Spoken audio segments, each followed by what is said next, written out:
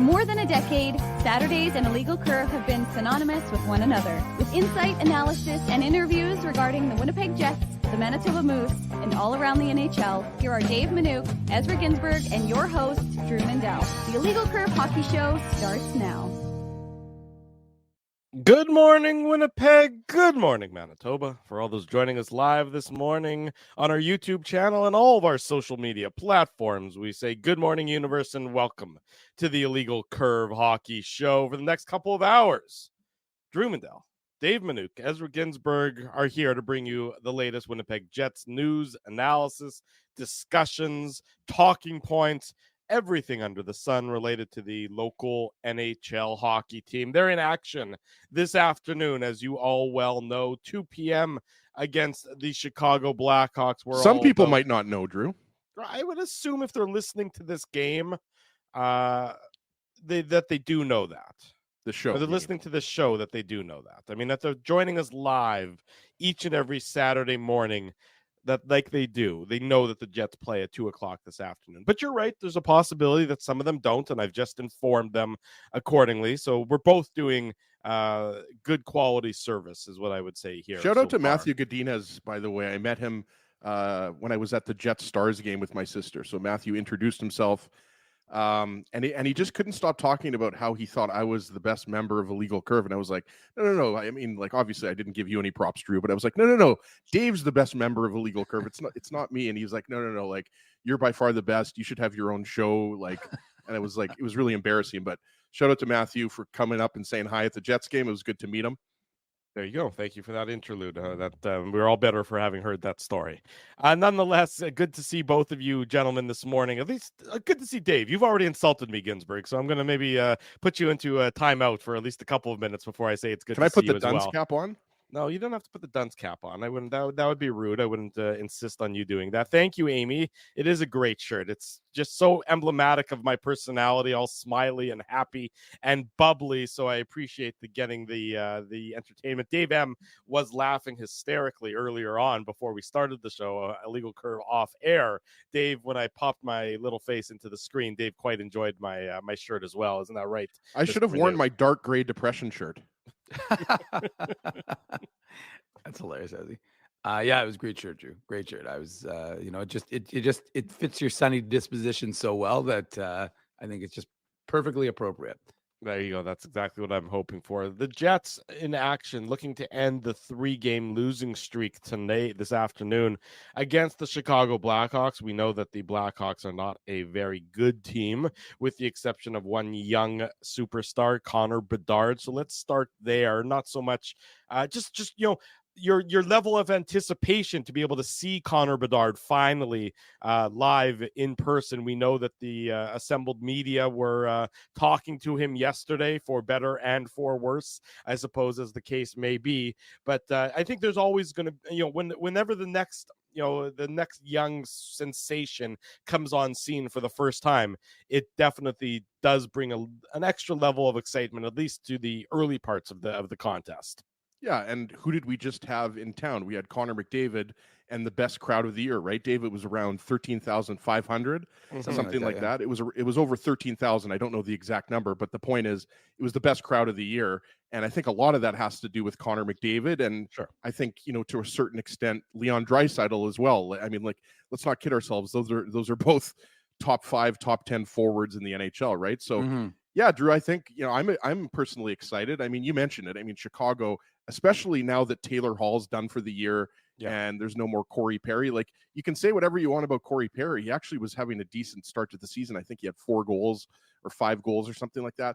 Obviously, Perry at this point in his career, he wasn't going to, help the Hawks get into a playoff spot or anything like that. But the reason why they brought in Perry and Hall was because this is a very young team, and they wanted Hall to potentially play with Bedard. But of course, he's not playing with Bedard, and that was before he got injured. Anthony Beauvillier is an interesting one. I don't believe it's been confirmed, Drew, that he's playing today, but he did practice yesterday. Okay, He's so playing. it has been confirmed. He's going to make his debut tonight for this afternoon for the Blackhawks, barring something unforeseen. He's in the lineup. This is for those of you just catching up on Chicago Blackhawks transactions, and I understand that what is this, Blackhawks lunch? No, but they're talking about it in the context of the Jets' opponent there, Dave. As you know, Beauvillier was acquired by the Blackhawks from the Vancouver Canucks earlier this week for a fifth round pick, if I'm not mistaken. It was very much a salary dump from Vancouver's perspective. Remember, it was Beauvillier who went from the Islanders to Vancouver my brain's gone blank in the Bo Horvat trade. Bo Horvat, thank you. My brain was going out. Bo Horvat. All I could think was Brock Besser. Like, I know it's not Mike. Brock Besser. I know it's so yes. So Beauvillier went from Vancouver to Chicago earlier this week, and he's going to make his debut for the Blackhawks this afternoon in Winnipeg, playing on a line with Connor Bedard and Philip Kurashev. I mean, look, Bedard is the headline because after that, it's pretty thin pickings for the Chicago Blackhawks. Yeah, Philip Kurashev is a good player, and I think Dave Lucas Reichel, is a really talented rookie as well. And Kevin Kurchinski's a first-round pick. Remember, a couple of years ago, we were talking about him with Craig Button around the draft. So, but these are young players. Mm-hmm. So you're absolutely right, Drew. I mean, this is a team, they can score goals, but it's going to be chaotic. And if you look at, I don't think they've won 2 games in a row. I might be mistaken, but I'm pretty sure they haven't won 2 games in a row this year. So that kind of shows you what kind of season they've had. So they've got a lot of young skill and speed, but they're just not very good in general, right? Like that defense is not very good, led by Seth Jones. Soderblom's going to get the start. So, I mean, the Jets have only scored 3 goals in their last 3 games, and only one of those have been at even strength. I'm sure we're going to touch on that over the course of today's show. But, I mean, if there's one team, Dave, that you want to play when you're struggling to score goals, I think it would be the Chicago Blackhawks, who definitely give up a lot of goals. I was going to say, they give up, they don't score a lot. They've only got 54 on the season, and I think they've given up like 72, which is the third most. 78. So they're like third highest in the third lowest scoring team, which I was, they're even, the crazy part is I was like, how are they 30th? And I realized they're ahead of Chicago. Chicago only has 51 goals for this season. So you mean they're ahead of Washington? Washington. Yeah. I couldn't believe it though. I was like, wow. Anyways, look, I think there's no question that folks are, by the way, I was going to do a little Moose trivia with you boys because you said Anthony Beauvillier. Which Moose player was the brother of Anthony Beauvillier and played for the Moose? Something Beauvillier. Good answer, Ezzy. I was going to the say chat. The does the chat know the answer? I know Nathan Bolya. They're close, Ezzy. They're spelled and pronounced differently, but very close. But I was going to say, I'll let the chat try and catch up on that one. We'll see if the chat knows the brother of Anthony Beauvillier, who played for the Manitoba Moose. But while they're looking that up, I was going to say it's interesting because also Cameron, the answer is no. That's true. But no, what I was going to Terry's not going to play in the NHL again this year, is he? Who knows? I have no idea. I idea. I really don't know the substance of it. But Joe from Winnipeg should have known that Joe from Winnipeg would of course Frankie, although it's Francis, but Frankie is probably a fair derivative. But I believe Joe and I believe you, Dave, but that does seem a little bit made up. It does. I was thinking the same thing. I'm like, that's not a real player. I've never heard of this person in my life. Francis Beauvillier, guys, come on, you guys know. Oh, Francis. I mean, that's different. That's what I said. I said, well, he went with Frankie, but it's definitely Francis. Anyways. Good trivia, Dave. Thank you. I appreciate that. What I was going to say is that, he was here for 2 years, played just over 50 games for the Manitoba Moose. But this isn't the Francis Beauvillier lunch show, so let's get back on track. I will say, it's interesting that folks here in Winnipeg, of course, who were fans of the Winnipeg Ice would have seen Connor Bedard just over a year ago. It was in November of 2022 that Connor Bedard and his Regina Pats were here in Winnipeg to play the Winnipeg Ice. So folks saw him play for the Winnipeg Ice, and now they're going to see him play for the Chicago Blackhawks. And this kid has just a ridiculous amount of talent. And we, some of our colleagues that were down yesterday were commenting while they watched him practice and the things he's able to do. And as he's right, Lucas Reichel, another really good young forward who's had some time developing down with the Rockford Ice Hogs, who, of course, in all Chicago's weekend, because the Ice Hogs were playing the Moose last night and the Moose won 4-2. We'll get into that a little bit later when Daniel Fink joins us. And then, of course, they're having a rematch on Sunday. So lots of, apparently the press box is full of Chicago folks because some of the media came to cover the team because you get to cover both teams in one shot. So, but Lukas Reichel is a guy who, cut his teeth with Rockford, and now he's getting a chance up with the big club. So, I mean, Chicago's a young team, right? But they don't score a lot, and they give up a lot of goals. And you know what? What do the Jets right now need to do? They need to score a lot. So Mason Appleton said, and he didn't, necessarily intentionally deride the Chicago Blackhawks, but he said, I wouldn't be surprised if we popped off for 4 or 5 tomorrow. So, and would anybody in the chat be surprised if that's what happens for the Jets this afternoon? And speaking of the chat, we got Matt's comment up here, and like, to me, this is a perfect game to get Declan Chisholm in, right? Like it was announced yesterday. Dave, you reported it on illegalcurve.com. He's going to play on the second power play unit. He's obviously going to play with Dylan Sandberg on the third pair. And then Gus Bus comes back in because Nemesnikov is out for the next at least 1 game, maybe 2. Right. Like, I mean, this is the prototypical game where, I mean, you don't have to worry about line matching. Like, yes, are you probably going to have Lowry, Niederreiter, Appleton, that line against Bedard's line? Yes. But to Drew's point, I mean, you go down the lineup and there's just not much offense after that top line with Beauvillier and Bedard and Kurashev. Like Tyler Johnson, good veteran player. And we talked about Lukas Reichel, and then you've got Taylor Radish on that second line. So, I mean, just go down the lineup. By the time you get down to the second line, like, would that even be the Jets' fourth line, right? Like, and that's where the Jets can expose the Hawks when they can roll 4 lines. And that the Jets are going to want to get on the board early, and they're going to want to score some goals at 5-on-5 because even strength, I mean, starting with that game against Nashville, they've been shut down, right? And obviously Ottinger literally shut them out. But I mean, I'm not going to give a Ginsburg guarantee, boys, but I can't see the Jets not scoring at least 3 or 4 goals today. Well, and look, Drew, sorry, just to quickly interject, because Bob asked if it's Brossoit, and I said I just wanted to let him know it's actually Connor Hellebuck. Rick Bowness announced that yesterday, so that was one of the other moves that was confirmed, was that it will be Connor Hellebuck in net this afternoon. Which maybe means that Brossoit starts against Carolina. I don't know. I'm still inclined to think that they're going to wait, and to be honest with you, I think they're going to. You're right, it's possible, and we don't want to get ahead of ourselves, but I'm inclined to think they go Hellebuck because of the spacing. Yeah, you got Hellebuck on Monday, and then you don't have Hellebuck again till Thursday, which of course fans will be joining us at Boston Pizza on Taylor, and then again you don't play again till Sunday, right? So I mean, they could start him in. They could start Brossoit on Sunday in Anaheim, or they could hold him off, and then there's that back-to-back Tuesday, Wednesday. So you play him against San Jose, and then you give Hellebuck the Kings.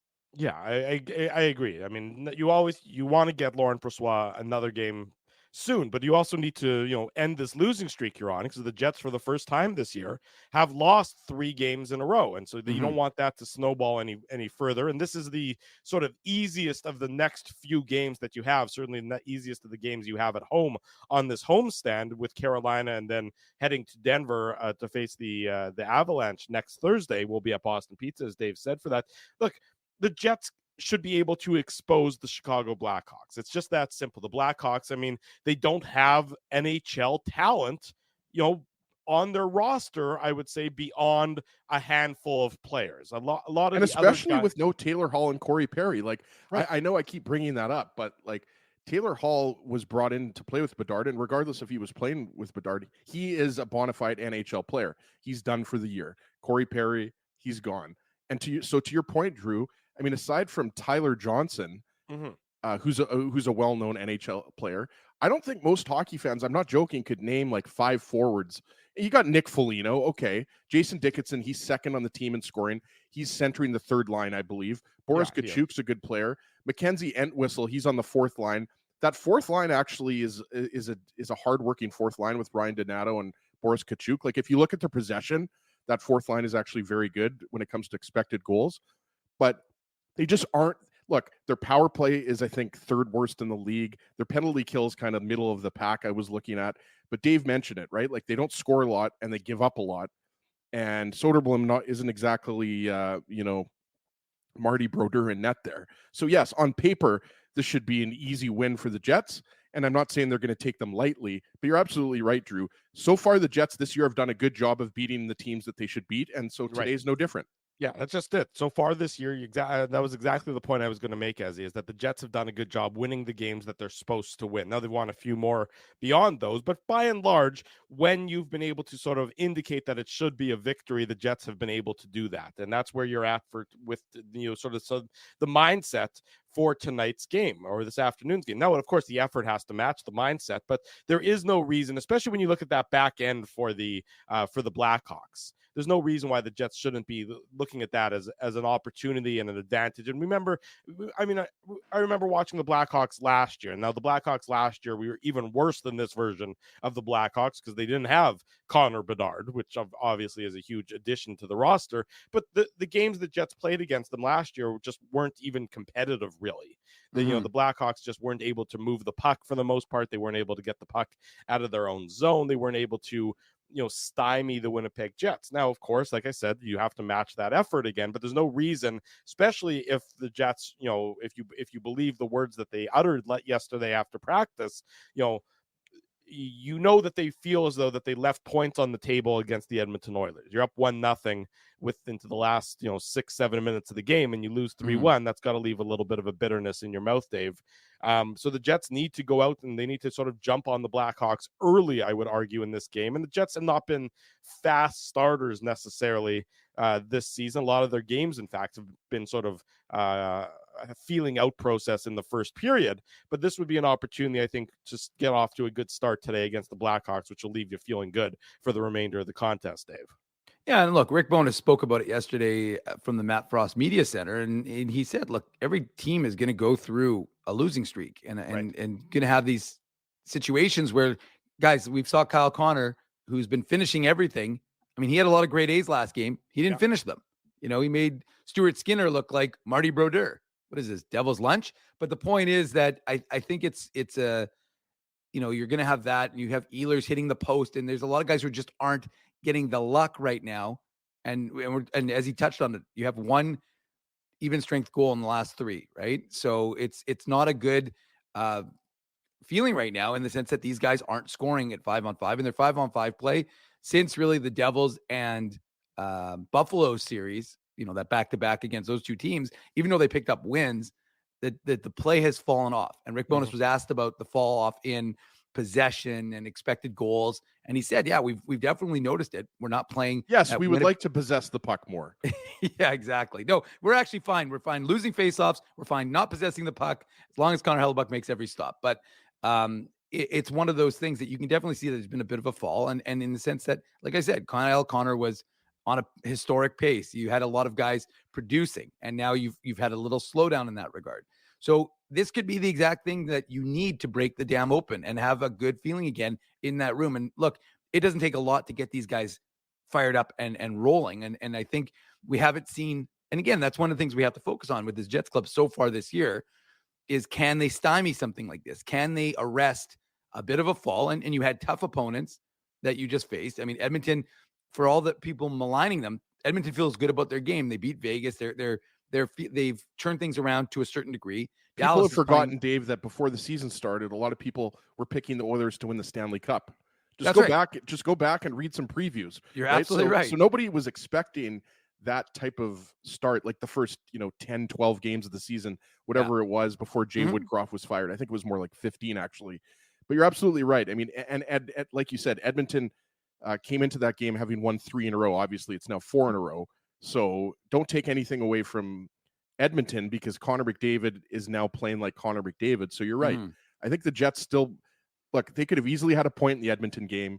They could have easily had a point in the Dallas game. Yep. I don't know as much about the Nashville game, but you're right. I think, look, Scheifele, Connor, Ehlers, I think, they played really well. They were possession positive. Expected goals were I forget what it was, but the possession numbers were good. I remember that. And I think the other thing that's going to be interesting, guys, is with Vilardi on that top line with Perfetti and Iafallo. It's going to be interesting to see. I know that Rick Bowness said that Perfetti and Vilardi are going to share faceoffs. Yeah. I'm not sure, if that means 50-50 or if that just means, on certain sides, Vilardi is going to take the faceoffs or in certain situations. But it is going to be interesting to see that line, because we haven't seen that line together yet.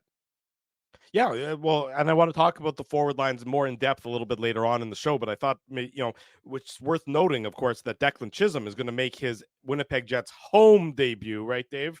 All He's right. obviously Nice played some qualification. games for the Winnipeg Jets before, but today after getting recalled from the Manitoba Moose, where he had his conditioning assignment, and we'll talk to Daniel Fink at the bottom of the second hour, and we can touch on that because obviously Fink saw him play, a number of games over the course of that conditioning assignment. But Declan Chisholm is going to get into the lineup in place of Nate Schmidt for this afternoon's contest, and I think it's the right move. I think it's a good move to get him in. This is pretty much as easy of an opponent as you can you can get him into the lineup for. And there's an opportunity for him to maybe show off and give a little bit of a boost, I think, to that second power play unit. Because, even though he's such a young player at the NHL level, he's got a significant number of Moose games behind him and AHL level games behind him. But we know how offensively inclined he is, and you heard Rick Bowness talk about it in his comments the last couple of days. He wants to see more from the Jets defensemen, and so how are you going to get more? Well, Nate Schmidt hasn't been able to do it so far this year, so maybe it's Declan Chisholm's time, Dave. Well, when you look at the numbers, they don't lie, right? 6 shots by the defense versus the Oilers had over 30. I mean, 6 shot attempts. 6 shot attempts, and the Oilers had over 30. I mean, it's not good enough. And I think they have 10 goals. Brendan Dillon, of course, the Bobby Orr of the back end, but they do have 10 goals, I think, this season from the back end. But which is around that 40-ish pace, which is usually what Rick Bowness wants it to be in. But I mean, at the same time, you just have to be aware of the fact that Declan Chisholm, this is the perfect game for him. It really is. I mean, first of all, he's played half these guys when they were in Rockford, but I mean, it's been 23 months. And I thought it was just interesting because he and Dylan Samberg, of course, made their NHL debuts in Detroit that January of 2022 together. And now, like I said, it's almost 2 years later when he's getting into he played in St. Louis one more game after that road trip, hasn't played an NHL game since. So 23 months between games. And it was interesting because Samberg yesterday 2 days ago, played in his 100th NHL game. So I thought what a interesting, exactly. Difference of and you attended your 1400th Moose game. I did. That's a good point, Des. They put him on the Jumbotron and saluted him. But anyways, the point is that, Declan Chisholm is a really interesting case. And I think he's exactly what this Jets team needs. He's an offensive defenseman.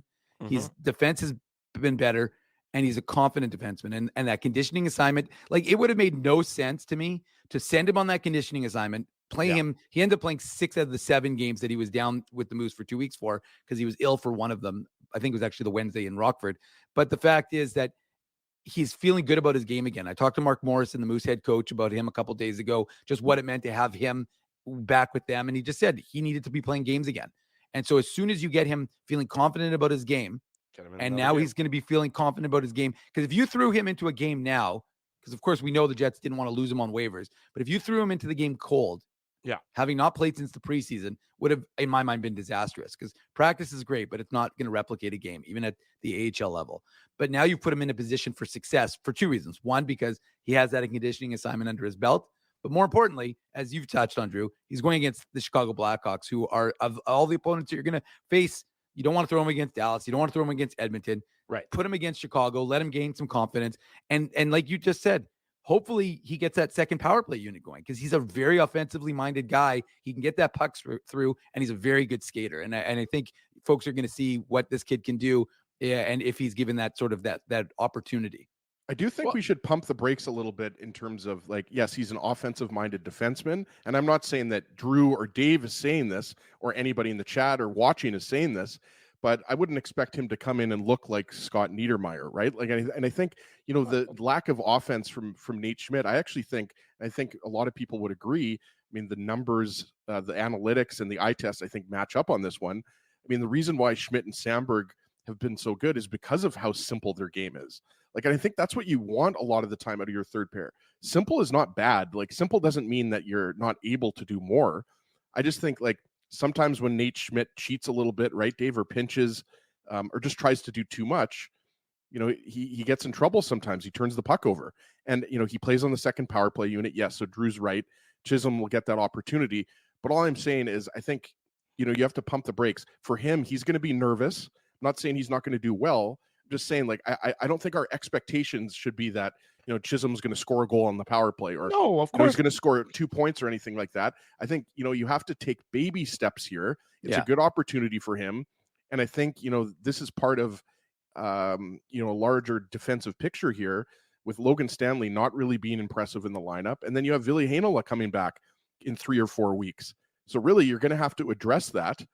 And, this is a great opportunity for Declan Chisholm, whether it's just a one-off game or, maybe he plays against Carolina if things go well. But I don't necessarily know, Dave, that, what he does in this game is going to necessarily cement his place in the roster, because, No. they're not going to want to have Nate Schmidt sitting in the press box for too long. Well, but why not? I mean, Nate Schmidt has had 20 games of an opportunity to cement that job. Right, and him and Dylan position. Sandberg were they number one in terms of expected goals versus expected goals against? So right, but Nate Schmidt's been good. He's been fine.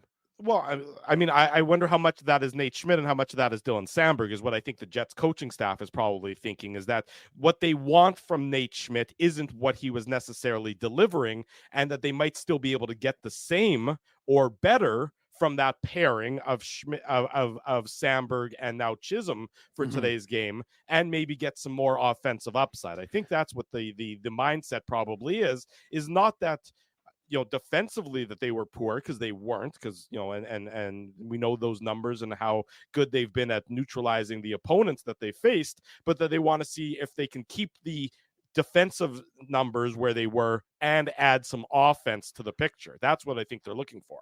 Yeah, and Chisholm and Sandberg have some time together in the AHL, so they'll have that familiarity, and Chisholm's going to play on the right side in that pairing. So, I mean, look, I think Ezzy's right, though. I mean, you have to always be cautious and not put too much on a young player. And that's one of the things we're going to have to see. But I think, again, if there's an opportunity for him I think they'll probably keep Morrissey out against Bedard.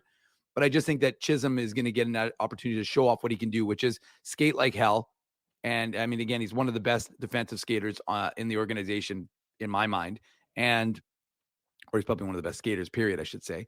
And again, like I said, he brings a level of offense and he can make a great first pass. So if he can play with the confidence that he's displayed throughout the course of being an AHL All-Star and just one of the best players for the Manitoba Moose, it'll serve him in good stead. And maybe, to Drew's point, because I think, and as he brought up Heinola, you have to always factor in that in. And I know we're going to have to break right away, but you want to see what can Declan Chisholm do and give him a couple of games to kind of establish how valuable is this player. Because look, Heinola is definitely going to the Moose. There's no question about it. And he'll condition with the Moose for, my guess is, 3 weeks, 2 to 4 weeks at least, to get his conditioning up. So my guess is you're not seeing Heinola, even if he's ready. And remember, we don't even think he's skating yet. So Heinola is not until a 2024 decision anyways. But I think you as an organization want to say, okay, we're protecting this guy. We've kept him up on the roster. We've put it at the peril of putting other guys on waivers. What do we have here at the NHL level? And you're not going to get that from one game. So you really need to get Chisholm into, I would say, half a dozen games and then see what you've got. And then you can make a decision organizationally. And now you have that opportunity if you so choose, because as you said, Dave, Schmidt hasn't earned the job. Stanley hasn't earned the job. Maybe Chisholm gets a run with it starting, the beginning of December. And then you can sort of see what you got in the back of the mind, knowing that you also have Ville Heinola potentially also entering into the picture 6 weeks from now, or however long it takes for him to get back on ice and then playing some games with the Moose. Because I think you're right that anyone expecting Ville Heinola back in the next month is probably way too soon. You're probably looking at this point, I would suggest, probably closer to the middle to end of January rather than any time before that. So Declan Chisholm has an opportunity, and it starts today. And now he's got to be simple, but at the same time, you also want to see him flash some of that offensive upside that the Jets know, or at least the skating ability that everyone knows he possesses.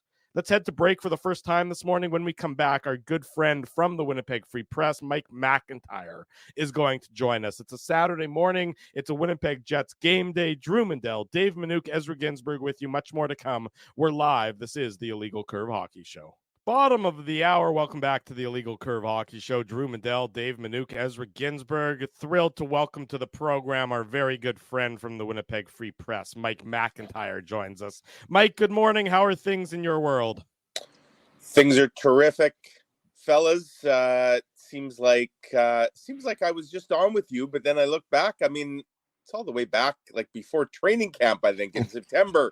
Yeah. Time flies when you're having fun, and I know you guys have a lot of fun, and I always have fun when I join you. That or your experience or your time spent with the Legal Curve leaves such a negative imprint. It seems like it's a burden on you for months after the fact. You raised a good point. I won't discount that.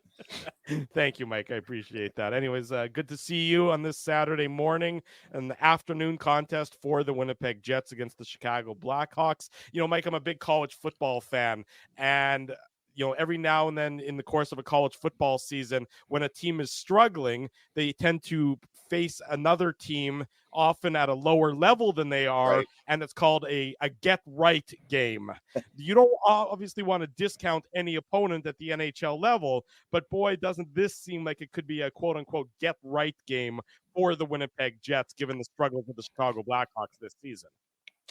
Well, it does feel like an important one, because you look at who the Jets face their next two games. Right. The Carolina Hurricanes, they are always a challenge for Winnipeg and any team, really. They're one of the better teams in the East. I know they've maybe had a bit of a start by their standards that isn't quite what they'd expect, but you know you're going to get a good game from them. And then the Jets start that road trip next week against Cale Makar and Nathan McKinnon and company in the Colorado Avalanche. So, you know, you look, if things don't get right today, and now all of a sudden you're looking at 4 straight losses, and with who they play in the next 2 games, suddenly it's a little bit different perspective. So I would agree. I won't call it a must win.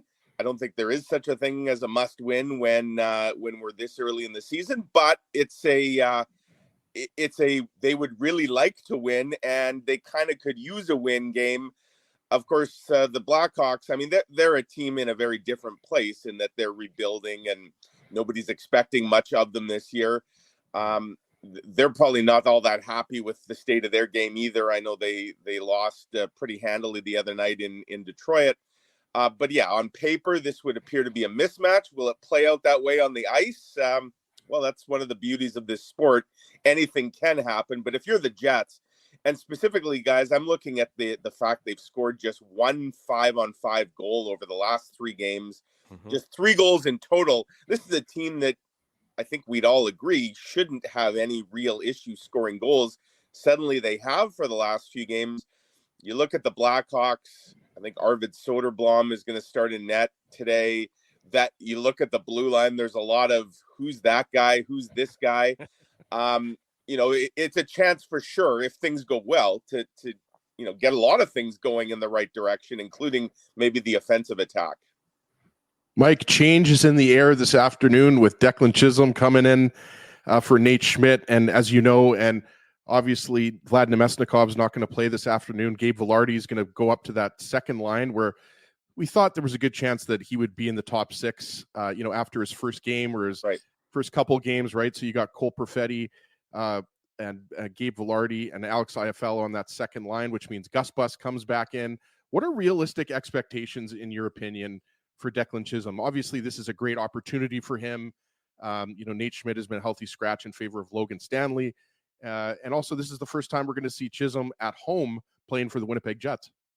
Yeah, that's, I mean, I know he's only played two NHL games, and they were both 2 years ago. I didn't realize until I think it was Dave's tweet I saw yesterday that mentioned that they were both on the road. So no doubt Declan Chisholm's played a lot of games in Canada Life Center, just not in an NHL uniform.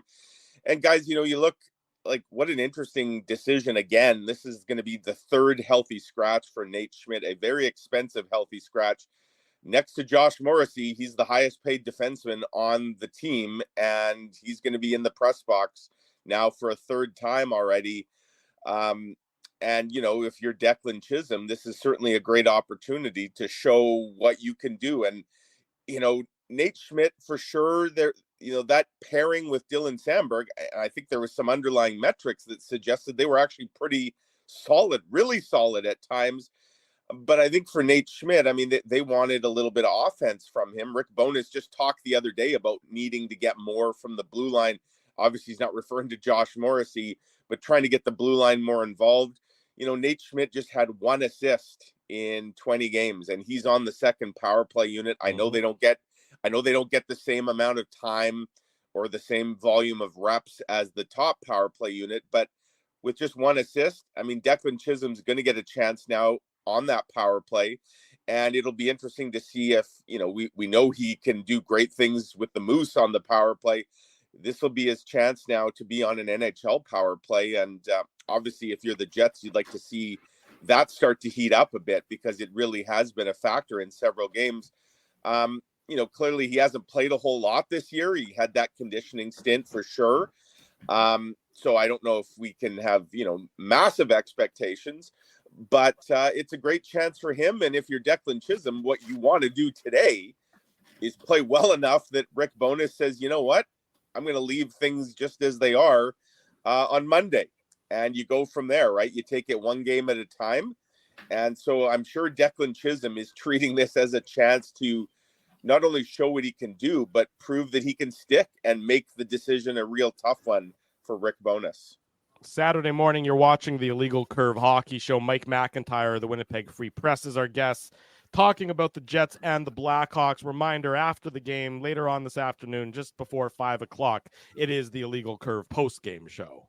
Mike, one of the things that with the injury to Vlad Nemesnikov, who got tangled up with Darnell Nurse on Thursday and is going to miss today's game and possibly Monday, according to Rick Bowness, we're going to see a hybrid center on that second line. We're going to see Gabe Vilardi and Cole Perfetti, and we're not certain who's going to start there, but it sounds like strong side faceoffs. And we saw how much. Mike, how are they going to take the face off at the same time?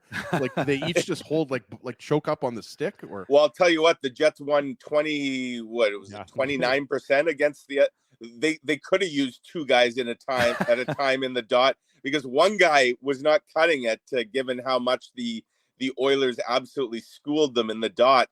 Maybe guys they'll use the old Mark Scheifele, Tyler Seguin, like rock, paper, scissors to decide before each draw. That'd be fun. Look, I talk about expectations. I didn't have it very high ones for Gabe Vilardi the other day. He didn't have very high ones for himself, just because of the injuries coming back from. And it's one thing to kind of ramp up in practice. It's another thing entirely to go into a game, especially when you're playing a team like the Oilers, who they can really get up and down the ice. I thought Gabe Vilardi was fine. He didn't do anything 5-on-5 that stood out. Certainly the power play, he's out there, that first unit. I know he didn't contribute directly to the goal, but that unit obviously scored on its first chance. A really nice play by Mark Scheifele and finished by Cole Perfetti. So you'd think Gabe Vilardi is probably, now that he's got a game under his belt, maybe we see a little bit better version of him today. And I think especially with the injury to Nemesnikov, maybe even if there hadn't been the injury to Nemesnikov, he was going to move up, I think, fairly quickly into this lineup. I am intrigued to see what that group can do. I thought the Ehlers, Scheifele, Connor trio the other night, I thought they were really good. The Jets weren't creating a whole lot, but they were often the line that was buzzing a bit. So I can see why they'd want to keep that trio together for at least a little bit longer. I still think at some point we probably see Gabe Vilardi go back up with Scheifele and Connor. But for now, Nikolai Ehlers stays there. And a really interesting decision. Cole Perfetti has been playing very well, obviously, on the wing. I don't think this is going to, taking some face-offs, playing a little bit of center. I don't think it's going to alter how well he's been going, but it does give the Jets some additional options for sure. And look, as I mentioned, they've been absolutely destroyed in the face-off circle. I guess it doesn't hurt to see if Gabe Vilardi can help the cause a little bit.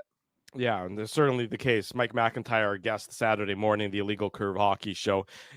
Mike, Alex Iafallo, when he was up with Connor and Scheifele to start, real good results, real good performance. Tailed off there a little bit, since then. Are you surprised that he's still so? And obviously the caveat is Nemesnikov's current injury, but are you surprised that he's still elevated in the lineup and they haven't maybe looked at doing something with a guy like Morgan Barron, who to me, I think there might be more from Morgan Barron that I wouldn't mind seeing him move up a little bit and get an opportunity to play in a bit of a higher role in the lineup. Because I don't think that moving Iafallo down with Gustafsson and AJF, let's say, for example, is really going to impact that line. I think that line's still going to be fine, but I wouldn't mind seeing maybe if Morgan Barron can give a little bit of a boost up top. Yeah, I mean, certainly the points haven't been there for Alex Iafallo the way they were over that little stretch where those guys, those three, were putting up a whole pile of points when the Jets were on that win streak. I don't know, you watch Alex Iafallo, like he's pretty consistent in what he does out there. He's kind of a worker bee. And so I think it's not that they're unhappy with him. And I think he brings some elements that they still really like in that top six. I think if Nemestikov hadn't got hurt, though, there was a chance, to your question, Drew, that he might have been bumped down. He might have been the guy to go down. I mean, it's easy now with Nemestikov hurt. Someone's got to stay up there. But when Nemestikov comes back, I do wonder, because again, I think they really like what Nemestikov and Perfetti have done together, and Ehlers when he was with them. I wonder if we might see that. And then, I mean, you might now be talking about a fourth line once Nemestikov's back of something like Iafallo, Barron, and Gustafsson, and maybe Kapari when he gets back. And, suddenly that's a fourth line that certainly doesn't look like a fourth line on paper. So the key is obviously trying to remain healthy here, and the Jets are a little banged up now. But, I agree. I thought Morgan Barron, again, was really good the other day. He's kind of like Alex Iafallo in that he always gives that honest effort. You know what you have with him. So I think the Jets do have options that they could potentially look to move up or down if the need requires.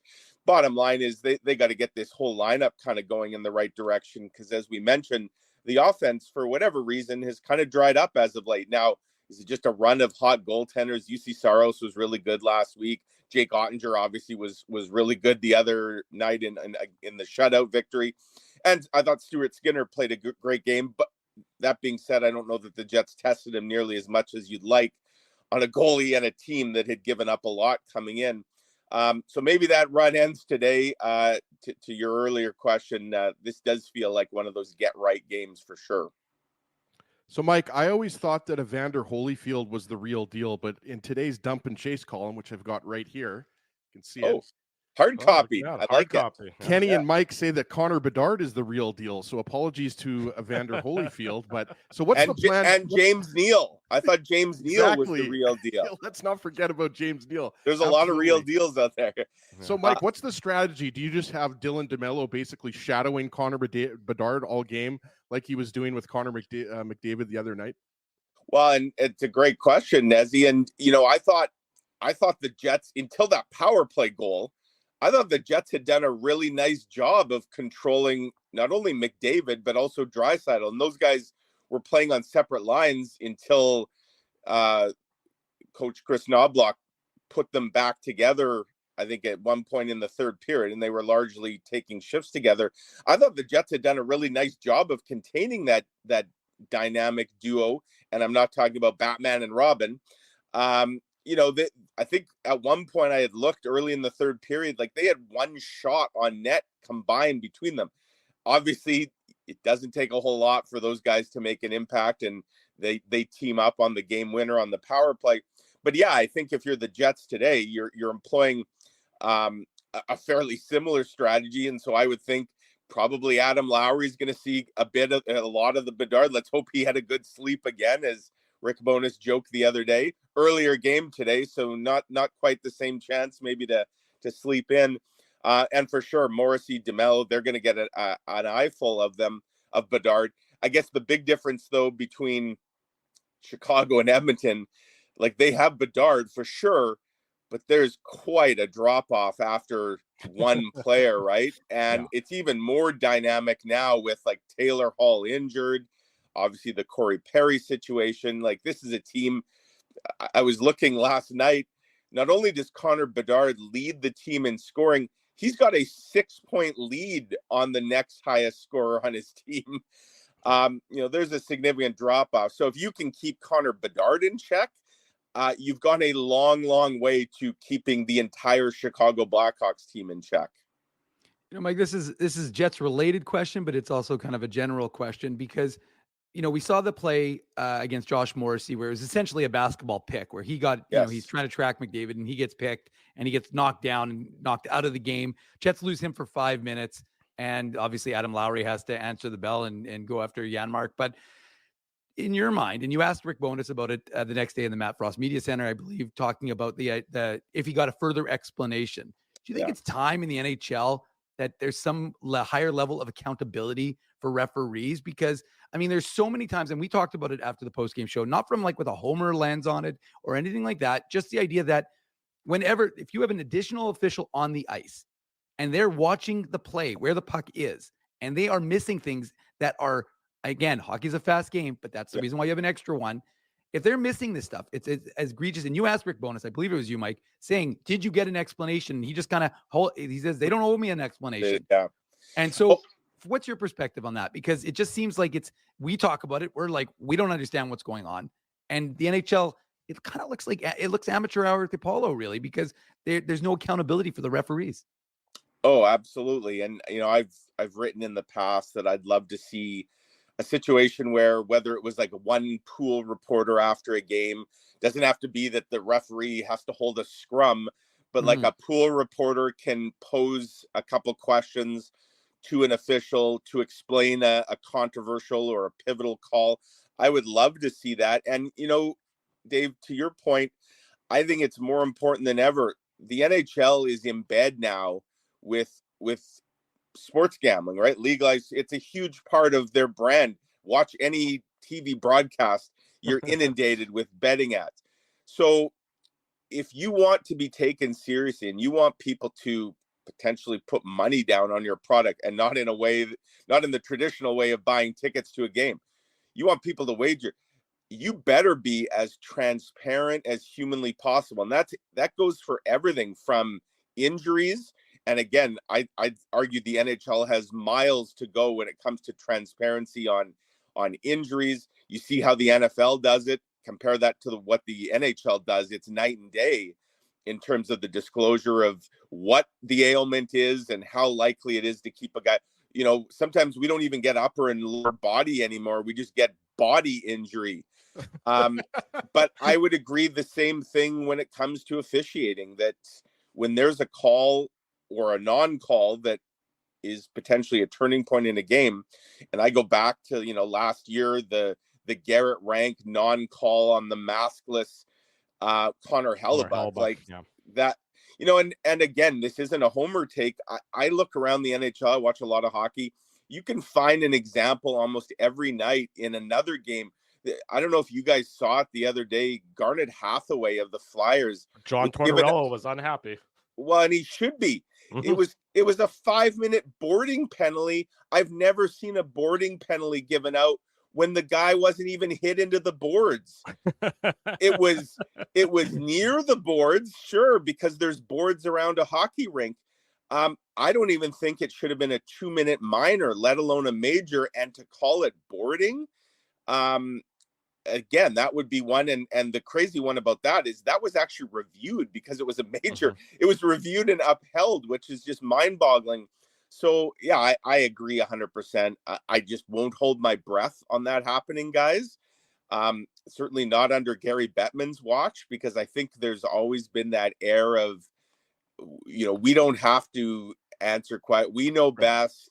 How dare you question?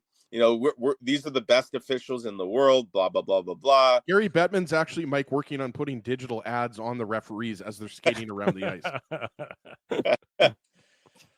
That makes money. Nothing would surprise me anymore. No. But yeah, I'd like to see it. I just won't hold my breath waiting for it to happen. I'd agree with you there, Mike. Big picture when you look at this Winnipeg Jets team through the first quarter of the season.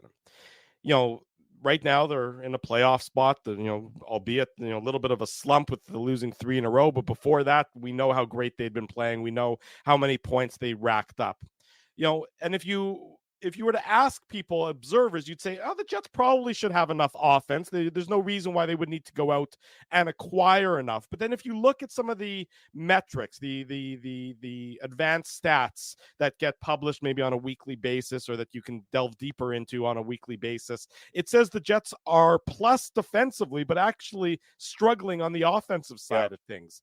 I mean, sort of a two-part question. I mean, one, it's that, it's that concept of the Jets being plus defensively and minus offensively is hard to comprehend here in Winnipeg. And then second of all, is that your area that you would be targeting if you were Kevin Cheveldayoff, looking for an upgrade, as more offense, be it from the back end or internally up front?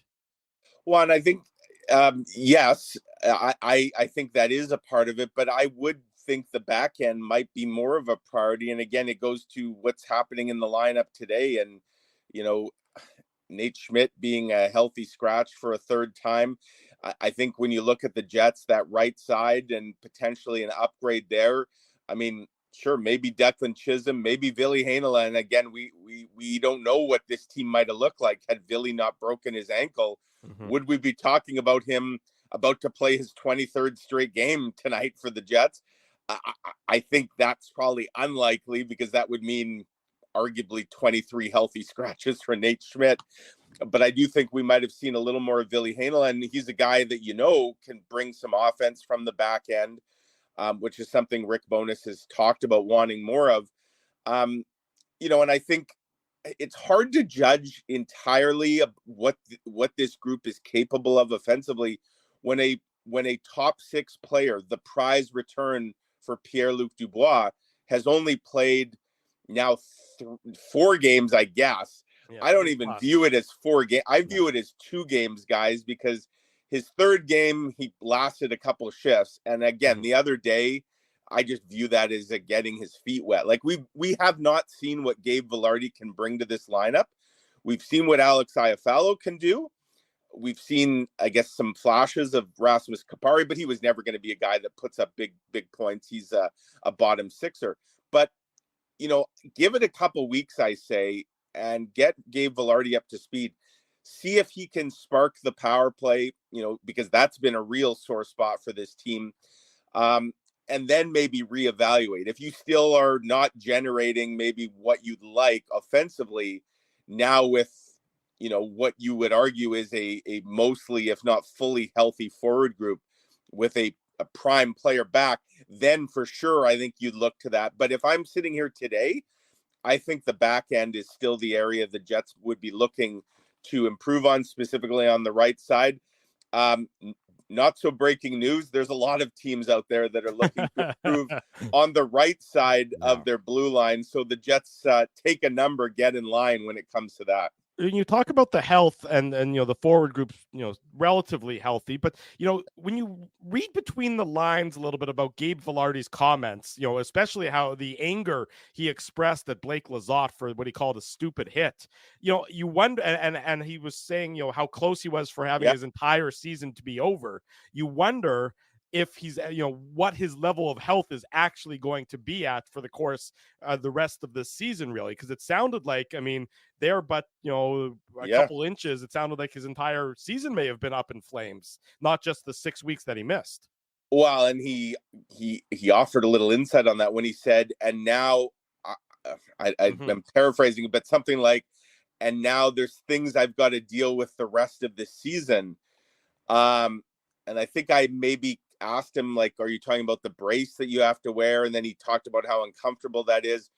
I think, Dave, you and I were chatting after that news conference, and we wondered, like, is there another shoe to drop here? Like, when the season ends, is there going to be something else? Is there another procedure or something that has to happen here? And this is just basically a temporary fix to get him in the lineup until you do something that, if they did it now, would probably end his season.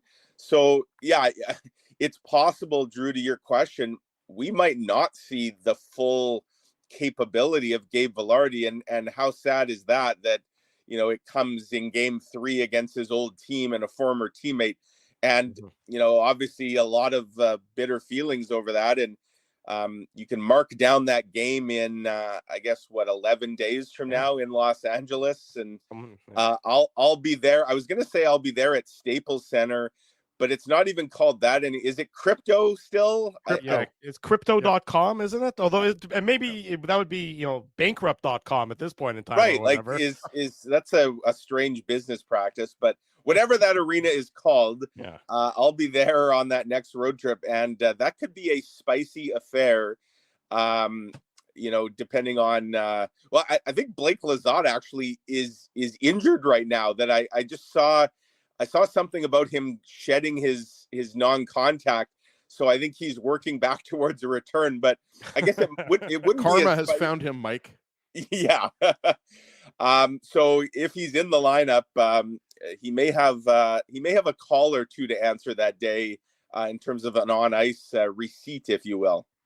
Mike, I wanted to ask you about the goaltending because we were talking about it first segment before you came on. And I mentioned that maybe Laurent Brossoit gets the start against Carolina. Obviously, Brossoit didn't have his best game against the Nashville Predators. That was back on November 26th, I believe. And, then Drew mentioned maybe he doesn't play. You mentioned the California road trip where there's a back-to-back.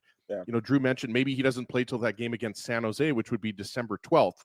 So that would mean, if my math is correct, 15 days between games, 16 days between games. Like, Brossoit started 5 of 22 games. Hellebuyck has started 17 of 22 games. And I'm not saying that there's anything, necessarily wrong with those numbers, but the question I wanted to ask with you is how concerned are you with maybe the way the Jets are using Brossoit and Brossoit's game, right? Because I think part of the reason you would agree that the Jets brought in Brossoit was so that he could play more games than David Riddick, right? And, to me, like, you have to be playing him more than once every 15 or 16 days. Yeah, and before the season started, I had predicted 27 starts for Brossoit. Basically, that he'd be playing every third game. I thought Connor Hellebuyck probably 55. That's a sweet spot. 55, 27. There's your 82 games, and then you hope you've got a really refreshed Connor Hellebuyck to go on what the Jets would hope would be a long playoff run. Well, at this rate, forget about 27. He's going to be lucky to hit 17. Mm-hmm. And Connor Hellebuck's going to be approaching, mid to upper 60s. Guys, I firmly believe if the Jets had won one or both of the games on this homestand already this week, Dallas, Edmonton, that Laurent Brossoit probably is in net today. Yes. I think they have maybe called an audible. Yep. And I think they're taking a wait and see here. If they win today, I'd say there's a good chance Laurent Brossoit is in the net Monday.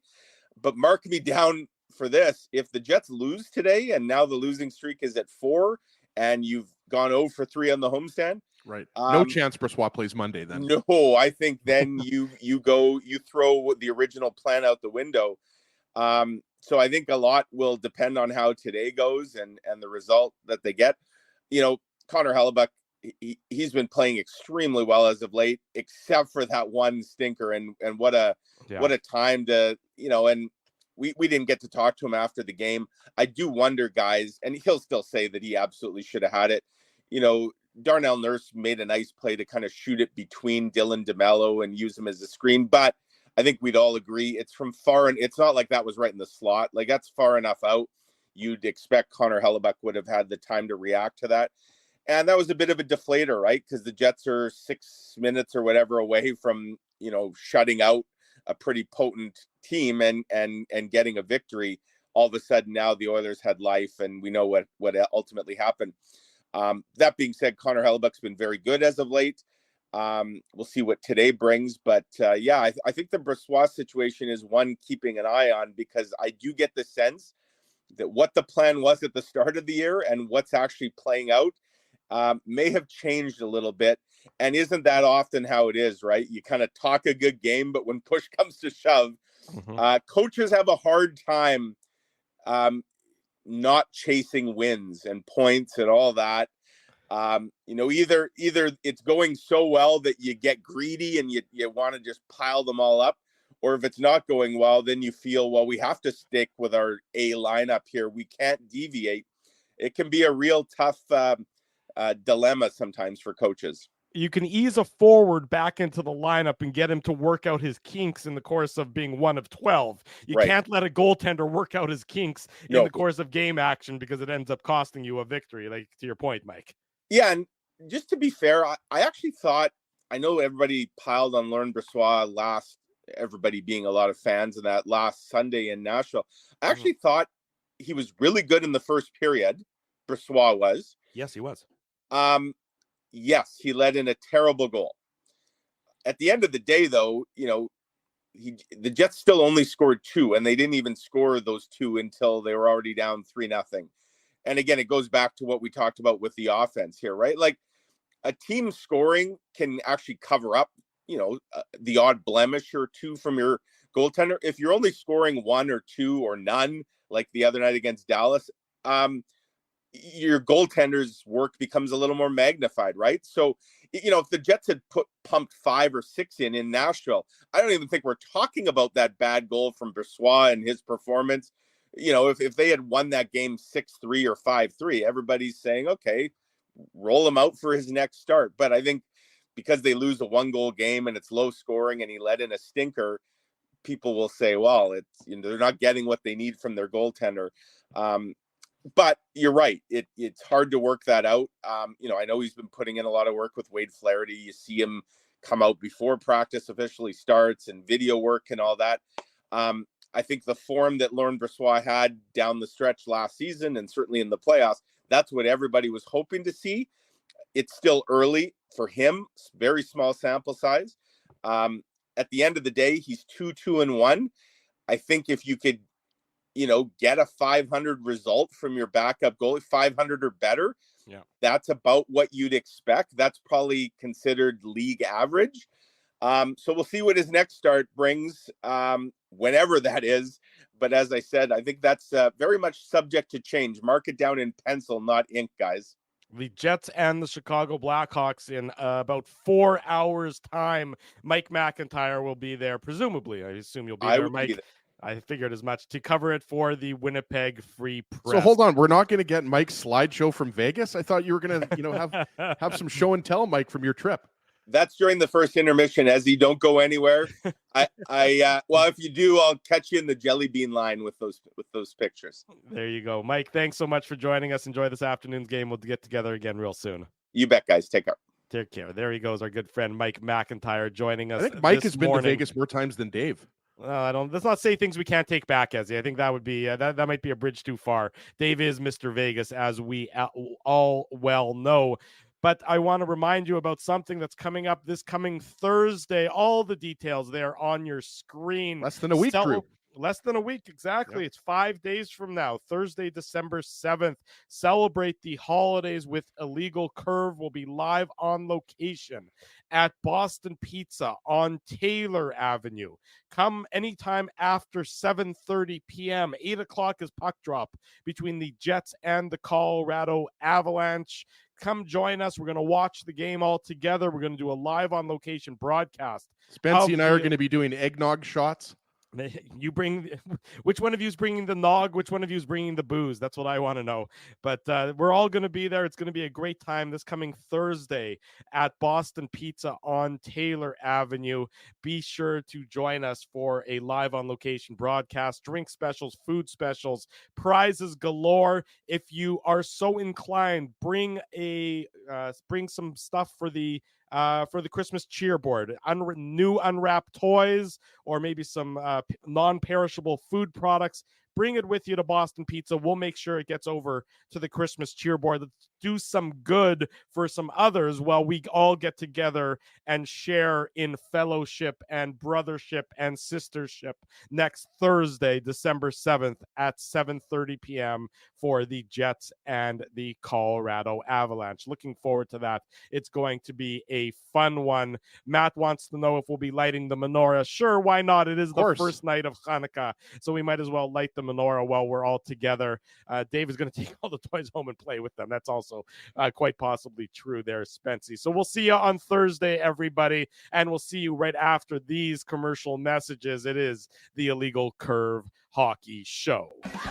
Keeping Winnipeg laughing for over 30 years.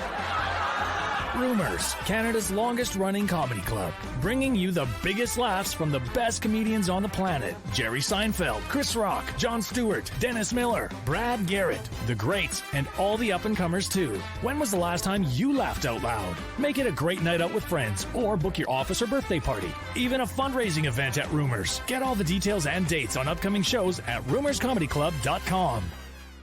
Whoa, Ezzy, everything okay? You look stressed. Of course I'm stressed. We're moving, the house is upside down, the kids failed miserably at packing the fine china, and my life is in chaos. Chaos! Yes, that does sound like a problem. What am I going to do? Ezzy, relax. Rolly's Transfer Moving and Storage is the answer. With 60 years of experience in moving Manitobans and a track record of exemplary customer service, one call to Rolly's and your stress is gone. No job is too big or too small. Just visit Rollies.com and they will take it from there. Thanks, Dave, and thank you, Rollies Transfer Moving and Storage, online at Rollies.com. Hey, Drew. Ezzy, whoa, what a smile! Yeah, I got my crowns done at Linden Market Dental Center, and they whitened my teeth. I see. They're so bright that every time I smile, they go... We have hockey tonight. Do you have a mouth guard to protect those pearly whites? I sure do. Whoa, they even ting through the mouth guard. Linden Market Dental Center covers all your dental needs, from restorative to cosmetic dentistry, and will fit you with a sports guard for that active lifestyle. 877 Waverly. See lindenmarketdental.com. Boston Pizza harnessed Betalytics to test if the game is better at home or at Boston Pizza. The results are irrefutable. Catch the game at Boston Pizza, powered by Betalytics. So you're a pizza person, you married a wing person, but somehow your kids are salad people. You can't pick your fam, but you can pick your BP meal deal, starting from $18.99 for takeout or delivery at bostonpizza.com. We did it again! You're on fire, man. There's power in a handshake after a great game or great deal. It shows professionalism and respect. Two qualities Zappia Group Realty take pride in. You don't build a business where 95% of your clients are referred by others without honesty, integrity, and total dedication to client satisfaction. To sell your home for more in less time, shake hands with Frank and Mauro Zappia of Zappia Group Realty. Get started at ZappiaGroup.com. Big thanks to our friend Mike McIntyre for joining us this morning on the Illegal Curve Hockey Show. In case you missed any of that, the instant replay will be available on our YouTube channel. You can always rewind. I don't know that you can fast forward so much. I don't think you can move forward beyond the current present time, but you can rewind and always watch the show at your own convenience. And of course, the podcast edition of the program will be available a little later on. Reminder, post-game show just before 5 o'clock, somewhere in that 4:45 to 5 p.m. range this afternoon. Dave will be there. Ezzy will be there. I'm a question mark because I'm taking my boy to the game this afternoon, so we'll see if I'm back in time. If not, I know that time to go to the Jets game, boy. Yeah, let's go, boy. Saddle up. We're going to the Jets game. You guys can. You all will be in good hands with Dave and Ezzy later on this. This has to be, Drew, the most Saturday afternoon games early in the season. What is this? The fourth Saturday afternoon game already of the year? There's been at least three. There was a Florida game. There was a Dallas game. This is the third one at least. One at least. Yeah, I can't think of a fourth necessarily, but yes, which just is, again, is always a reminder, folks. The reason why the Jets play Saturday afternoon games is because the national rights holder, in this case Sportsnet, does not want the Jets by and large on their Saturday night broadcasts because it just is a inconvenience for them more than an asset, particularly when they're not playing against another Canadian team. I can. And again, this isn't tinfoil hat conspiracy stuff, but like I said, when Gabe Velarde made those remarks I think he spoke to us on Wednesday. Yeah. And when he made those remarks and they didn't make any national news, I was like incredulous. And again, I'm not one to like salacious headlines. In fact, our headline was, of all the headlines that went out there, I think our headline was, talking about how he was this close to missing the rest of the season. But the fact of the matter is, if you ever wanted to know, the opinion of Winnipeg, yeah, the Gabe Velarde comments, which again, had that been a Leafs player or an Oilers player or basically any other player, those would have reverberated across the NHL. And the fact is, folks in LA picked up on them, and they were, understandably less than pleased with Gabe Velarde. John Rosen was all over it. I don't know if our friend John Rosen was, but I know that a lot of folks in LA picked up on the comments. folks here in Winnipeg, of course, picked up on the comments, but I honestly was incredulous. I talked about it the next day. That really it didn't make waves at all across the NHL. So, well, the craziest thing, Dave, I mentioned this to you, was that the craziest thing is that was what, 5 weeks or 6 weeks after Vilardi was injured, right? Like, he hadn't spoken to the media, so he was still fired up. That was what was most surprising about it to me, was that you would think that he would have just forgotten it, but no, he needed to get that off of his chest, and he's entitled to. And it's a former line mate of his. I mean, it's not like they just barely cross paths or anything. I mean, you don't hear one player call another player stupid or a stupid play very often. To your point, Dave, you're right. It should have had a little bit more reverberations. And, there should have been look, if Gabe Vilardi, I mean, he's basically saying that, Blake Lizotte is a dirty player. That's basically more or less what he's saying, because he's saying, he's saying he made an idiotic play. But it's not. He also said it's not the first time he's made that idiotic play. So you can, Oh, you're true. You're right. That's you what can he put was one saying. and one together. And I don't think he was being cryptic. I think he was calling him out for being a dirty player. Oh, as like I said, he had the opportunity, but he also had the opportunity to, like, I think because it was Mike's line of questioning, and he talked about essentially saying it was an accident. Because again, when you watch the play, I remember thinking it was a bit aggressive at the time, but I didn't think of it as anything more than just an unfortunate situation, and that's the way it was kind of labeled to Gabriel Vilardi. And he said, well, you could say that. That's not the way I saw it. And you're right, Drew. I mean, he's been sitting, and as he's you're correct as well. The reality is he was sitting there, stewing about it for 6 weeks, and he said, look, the guy sits in the box for 2 minutes and I could have missed my season. So he's understandably fired up. He's wanting to have a good start to his career here in Winnipeg. Obviously wants to perform and earn himself a big contract, contract on his next one. So, it's got to be really frustrating for him. And again, like, I just thought it was so, to that point you've just made, Drew, about, the folks not caring about Winnipeg. There is no other greater indication to me that statement is true than the fact that it got picked up so little, because again, wasn't that the comments weren't out there. It was just that the folks in TSN and Sportsnet noticed not. Notice not, indeed. So let's talk about the Jets forward line. So Gabe Vilardi is, of course, back in the lineup at whatever percentage of health that he's going to be at for now and potentially the remainder of the season. Because I thought he looked fine against the Oilers. Like, he was out there on the power play.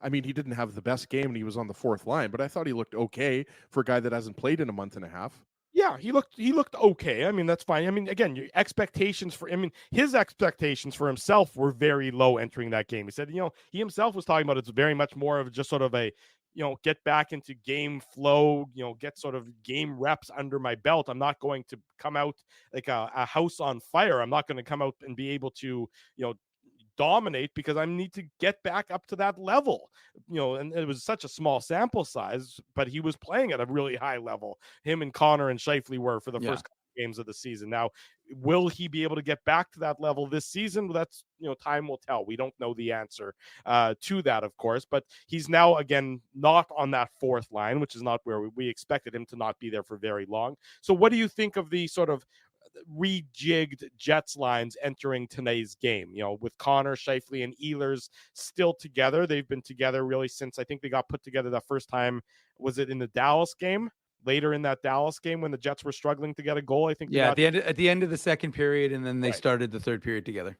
And they were good, and they were certainly the best line for the Jets on Thursday night. And and really early in the game, they were the only possession positive line for the Jets. So Connor, Scheifele, and Ehlers should be a good line together. But what do you think, I guess, of the decision to not have Vilardi back there and have the lines the way they are for today's game? Well, I mentioned this last game, right? And I wasn't the only person that made this observation, but I don't think you start and finish the game with Connor, Scheifele, Ehlers, and then you have Vilardi on the fourth line if you're planning on putting Vilardi back on the first line. So I'm not at all surprised that Vilardi is going on the second line with Perfetti and Iafallo, and that's where we expected Iafallo to be, right? He's a natural left winger, and obviously Perfetti and Vilardi can split draws. Perfetti has played the majority of the season on the wing, so in that sense, not that surprised. And look, like, you have two of the former Kings on one line, right? Like, these guys have played together.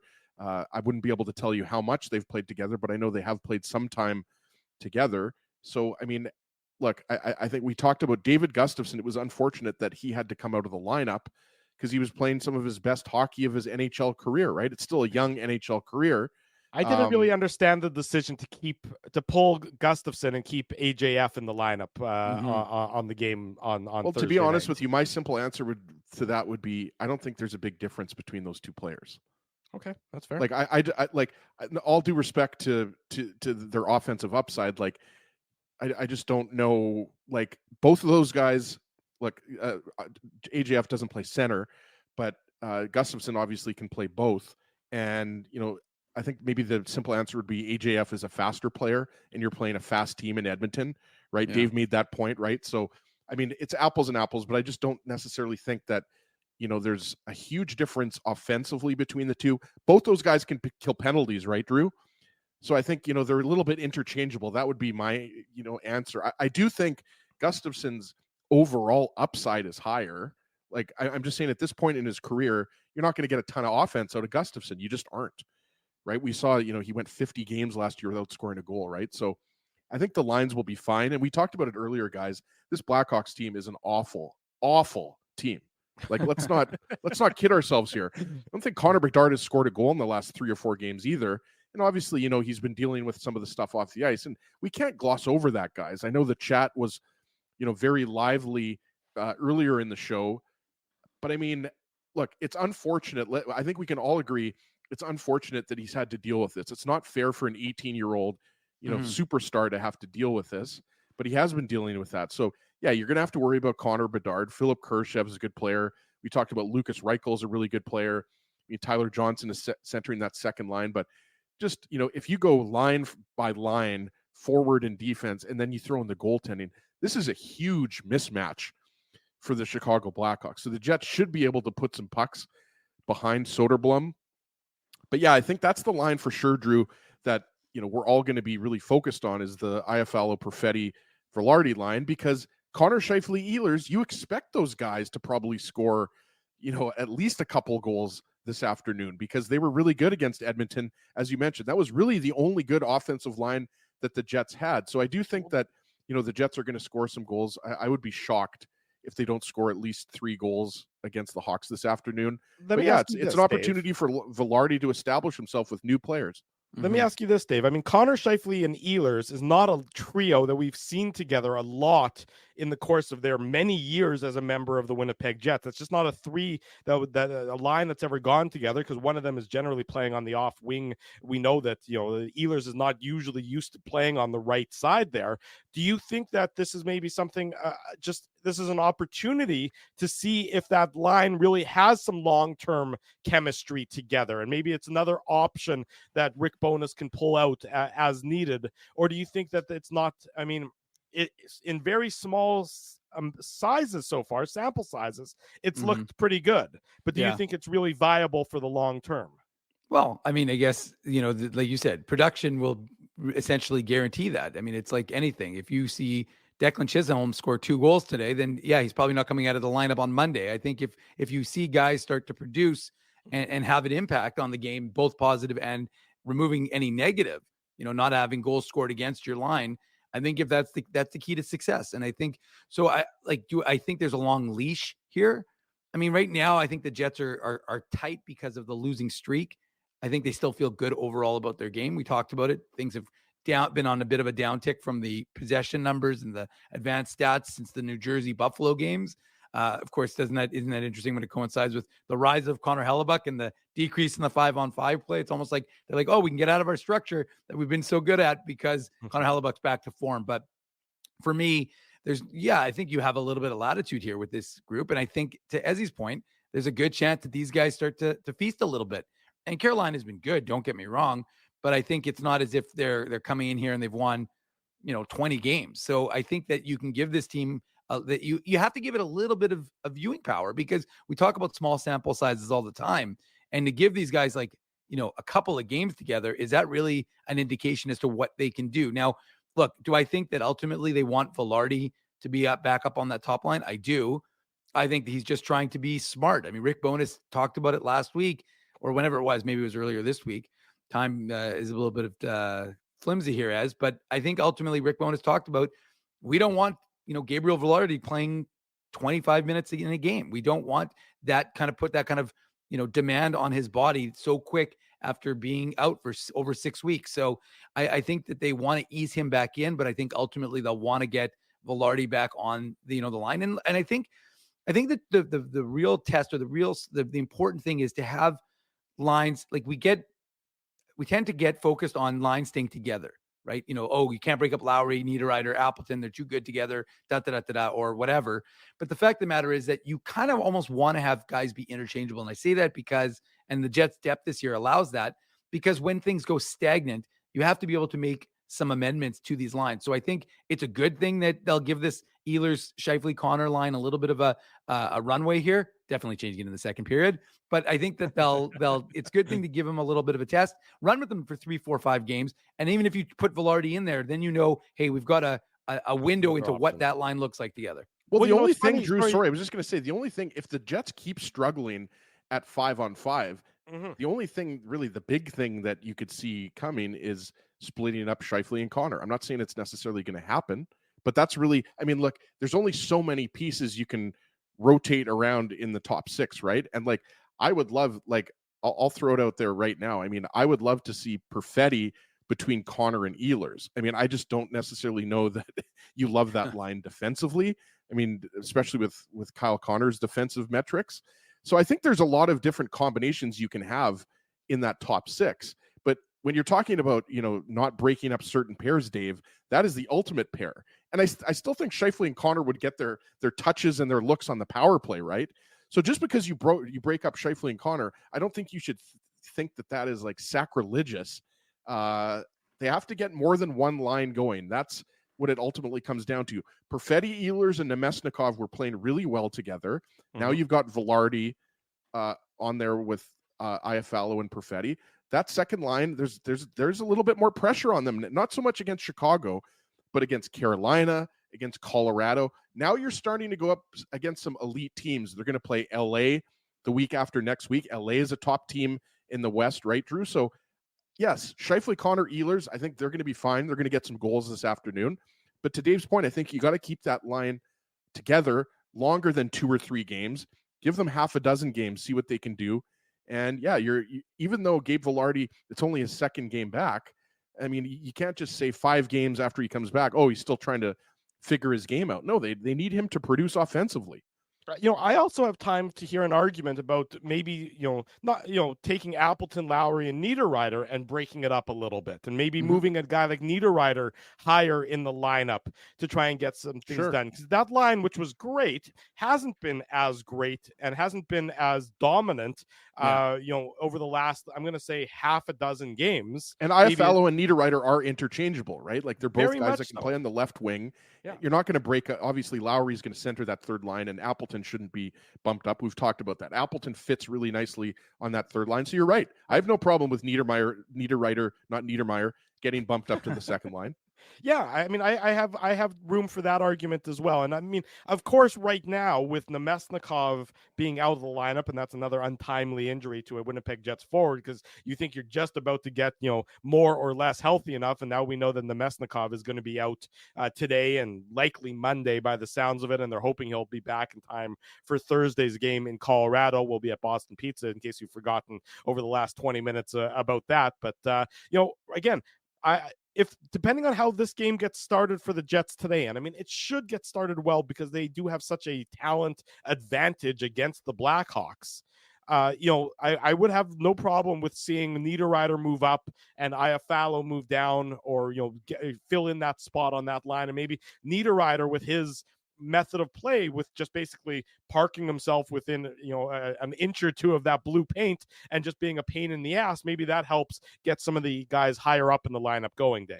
Yeah, no, I don't think there's any question about it. And look, you can put Barron on that third line, and I don't think they really miss a beat with what he's able to do. And you're right, Drew. I think Niederreiter is a guy. How many times in a game do we talk about all the right things he does in a hockey game, right? Whether it's like you said, parking himself in the middle or just being defensively responsible. He's just a very complete player. And I think he's the kind of guy who, if you want to move him up to that second line to give them a little bit of size and again, like a guy who can do a number of different things, then I think he's absolutely a candidate to move up. And then, or if you drop Iafallo down to that third line, I mean, it doesn't really make, it doesn't move. Again, the beauty of this Jets team this year, to me at least, is the fact that there is a lot of interchangeable parts throughout the lineup. And, obviously Mark Scheifele is Mark Scheifele, and you can't replicate him throughout the course of this lineup. Kyle Connor, much, similar to that effect. Nikolai Ehlers also. But after that, with Niederreiter, Iafallo, Lowry, Appleton, Barron, there really is a lot of, similarities with a lot of these players. So, I mean, to me, again, it's a good thing because, if you lose one or you need to move one, you can kind of replace them with a very complementary style player and not really miss a beat so much on what that line is, and perhaps bring what those guys bring to that effectiveness to that third line, for example, since we're referencing that one, up to, like I said, bring a Niederreiter up and let him elevate. And that the situation with Nemestikov isn't significant. Although, I mean, with hockey and injuries, to that idea, we never really know. I mean, Rick Bowness, I was there in the Matt Frost, and he said, well, we know he's not playing tomorrow, and we're not sure about Monday, and then we'll see where he's at. So to my mind, it's like, sure, on one hand, he said day to day, and it was rather emphatic. It was only going to be 2 games. But then again, you never know, right? So we'll see how Vlad Nemestikov is, Monday, if he's skating again and potential for Carolina, or if they hold him out just to be safe and then maybe potentially, knowing that you have 3 days between games, give him a chance to get back in the lineup for Colorado.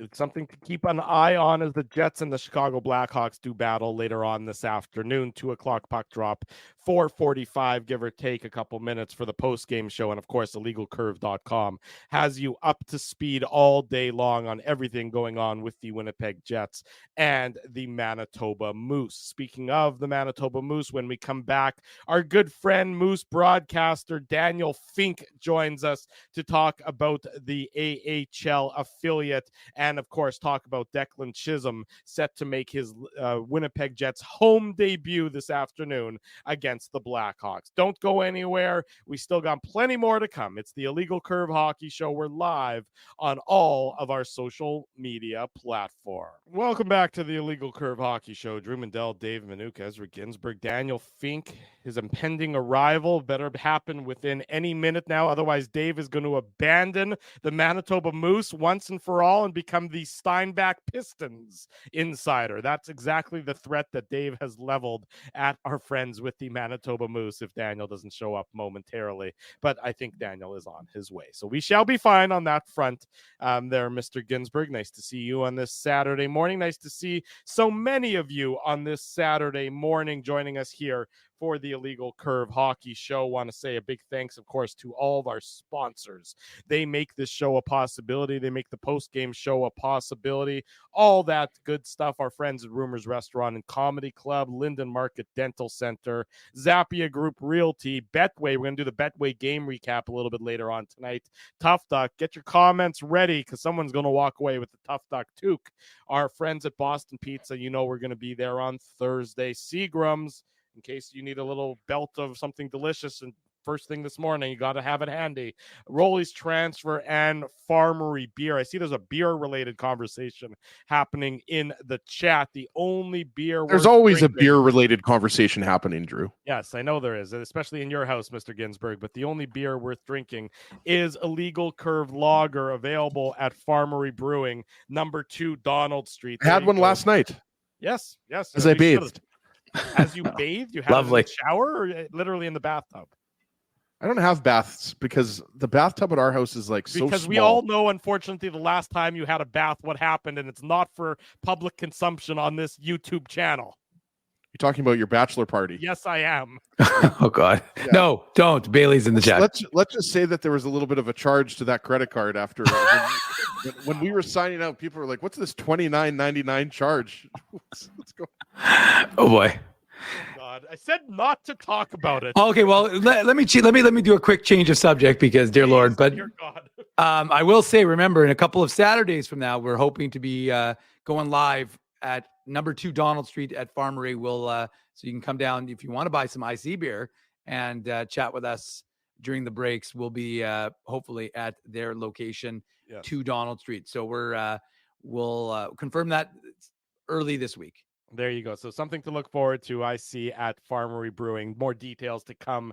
We're live on location all the time. Joining us live now, our good friend, Manitoba Moose broadcaster, Daniel Fink, joins us on the program. Daniel, good to see you. How are you?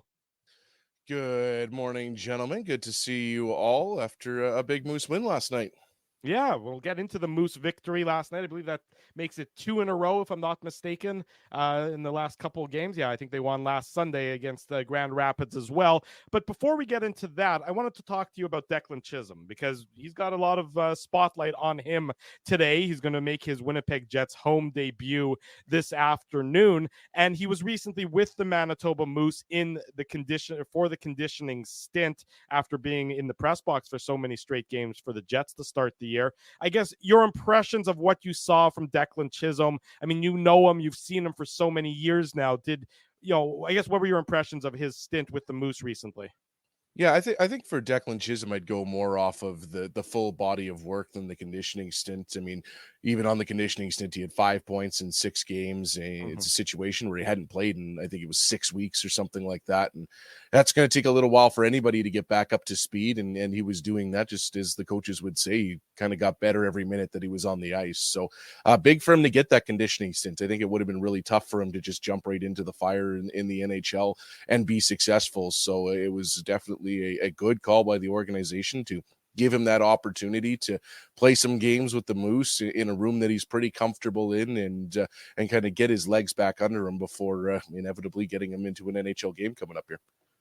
Dan, you mentioned the 4-2 Moose win over Rockford yesterday. Dominic Toninato had a couple points, as did Jeff Malott. And, a couple of weeks ago, we were talking about Dominic Toninato, who obviously was up with the Jets. And just how important is it to have a guy like him? And that's not the easiest situation for him to be kind of that, I guess if you want to call it 13th, 14th forward, right? And kind of going back and forth between the AHL club and the NHL club. But how important is it for the Moose's stability and consistency, considering that, for example, they don't have a guy like Jansen Harkins with the team this year, who kind of played a similar role, and the Moose counted on him for a lot of offense?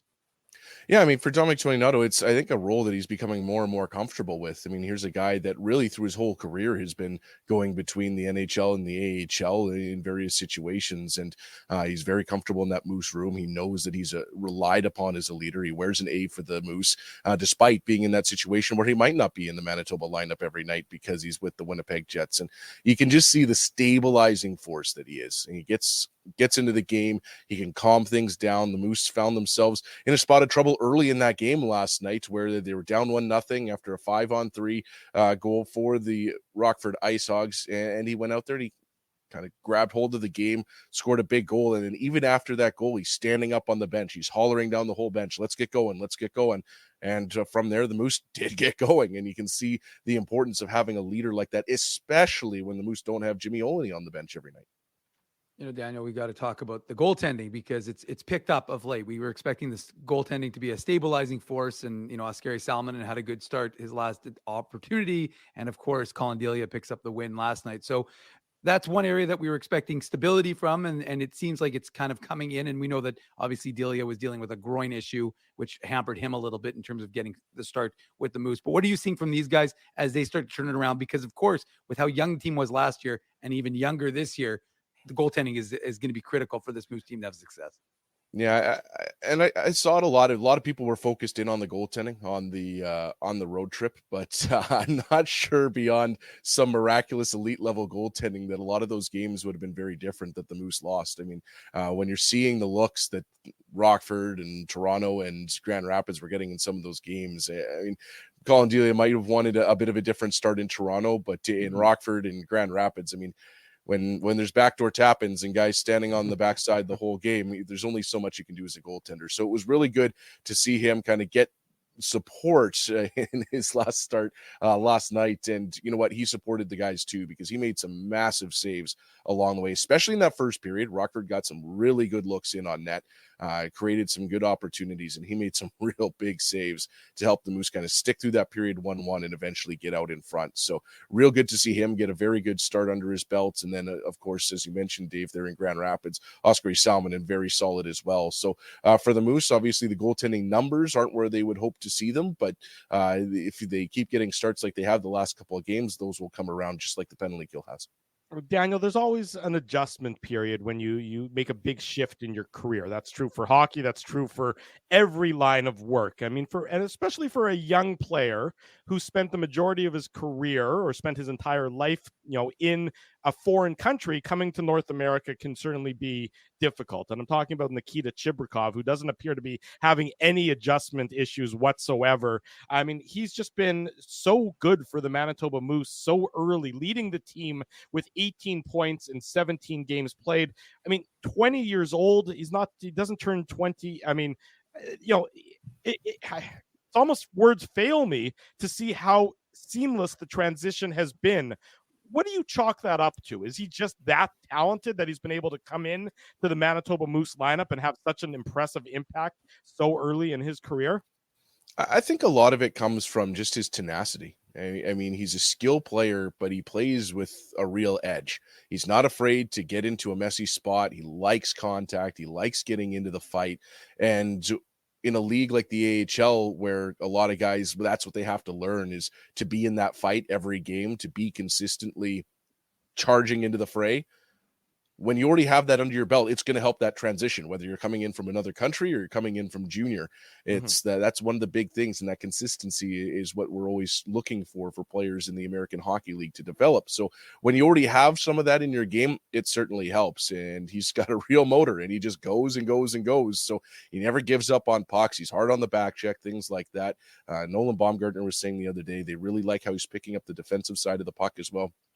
And on top of that, he's a supremely talented player. I mean, you can see just his vision on the ice. He's got a wicked shot, and that's going to help you out as you make the adjustments. So he's done a real nice job of that. He's been very effective on a good Moose power play. That certainly helps with the production as well. So it's certainly been a nice start, but we're coming up to the first quarter of the season. The key is, can he keep doing it through the second quarter of the season and the third quarter of the season and the fourth quarter of the season? So that's always what we're looking to see, because time and time again, you'll see players kind of taper off, and there's nothing wrong with that. Production might not stay at a point per game. That's very hard to do, especially in the American Hockey League. But what's he doing away from the puck? What's he doing defensively? Is he getting those chances? Is he creating offense for his line mates? Things like that. So it'll be very interesting to see if he's able to keep up the production like he has. And so far, it's been very good. He's only played in 4 games where he hasn't had a point this season, which is very impressive for a young player. You know what? That's certainly something you're happy to see for a Moose team that was coming into the season wondering where some of its offense would come from, and really hoping that some of these young players would be able to take the ball and run with it. Daniel Fink is our guest on the Illegal Curve Hockey Show. You know, Daniel, of course, is the play-by-play broadcaster for the Manitoba Moose. Daniel, I got to ask just quickly, behind you, what's the background? It looks like pinball games, but I don't think it is. We got some of the board games up behind me here, and okay. Yeah, the old board game wall for the backdrop here today. There you go. Was that a little Settlers of Catan? That would be somewhere down there on the lower levels. This is most of these are but Settlers Catan plus a few elements. It's funny, just while we're on this topic, like 5 or 6 years ago, I took my nephew, who was like 9 or 10 at the time, to that game cafe downtown. And there's hundreds of games. And what does he pick? He picks Monopoly, which is obviously a game that takes a few hours to play. So we're like, Hunter, pick another game that doesn't take as long. And he's like, no, I want to play Monopoly. And then 15 minutes later, he just wanted a snack, and then we left. So our first experience there wasn't great, but love board games for a reason. Yeah. Sometime, Dan, maybe we'll have you over to the Ginsburg home to play a little Balderdash. That's one of all our favorite games. But wanted to ask you about Brad Lambert, because obviously, like Nikita Chibrikov, he's played all 17 games, and he's a prospect that a lot of Jets fans are excited about. And you mentioned the first quarter mark, so there's obviously tons of hockey to be played. But how have you seen his game evolve in those 17 games?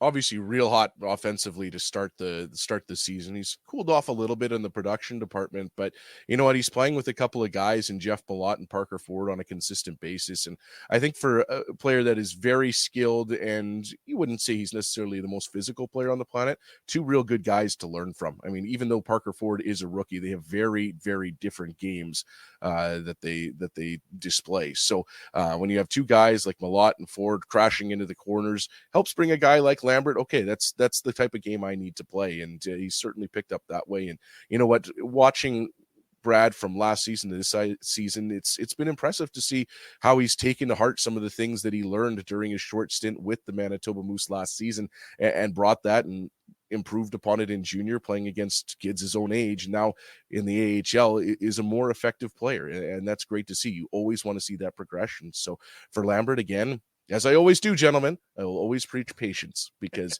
everyone's going to look and say, okay, well, he's got 15 points or 14 points. Let's get him into the NHL. Let's calm down. Let him be comfortable in the American Hockey League.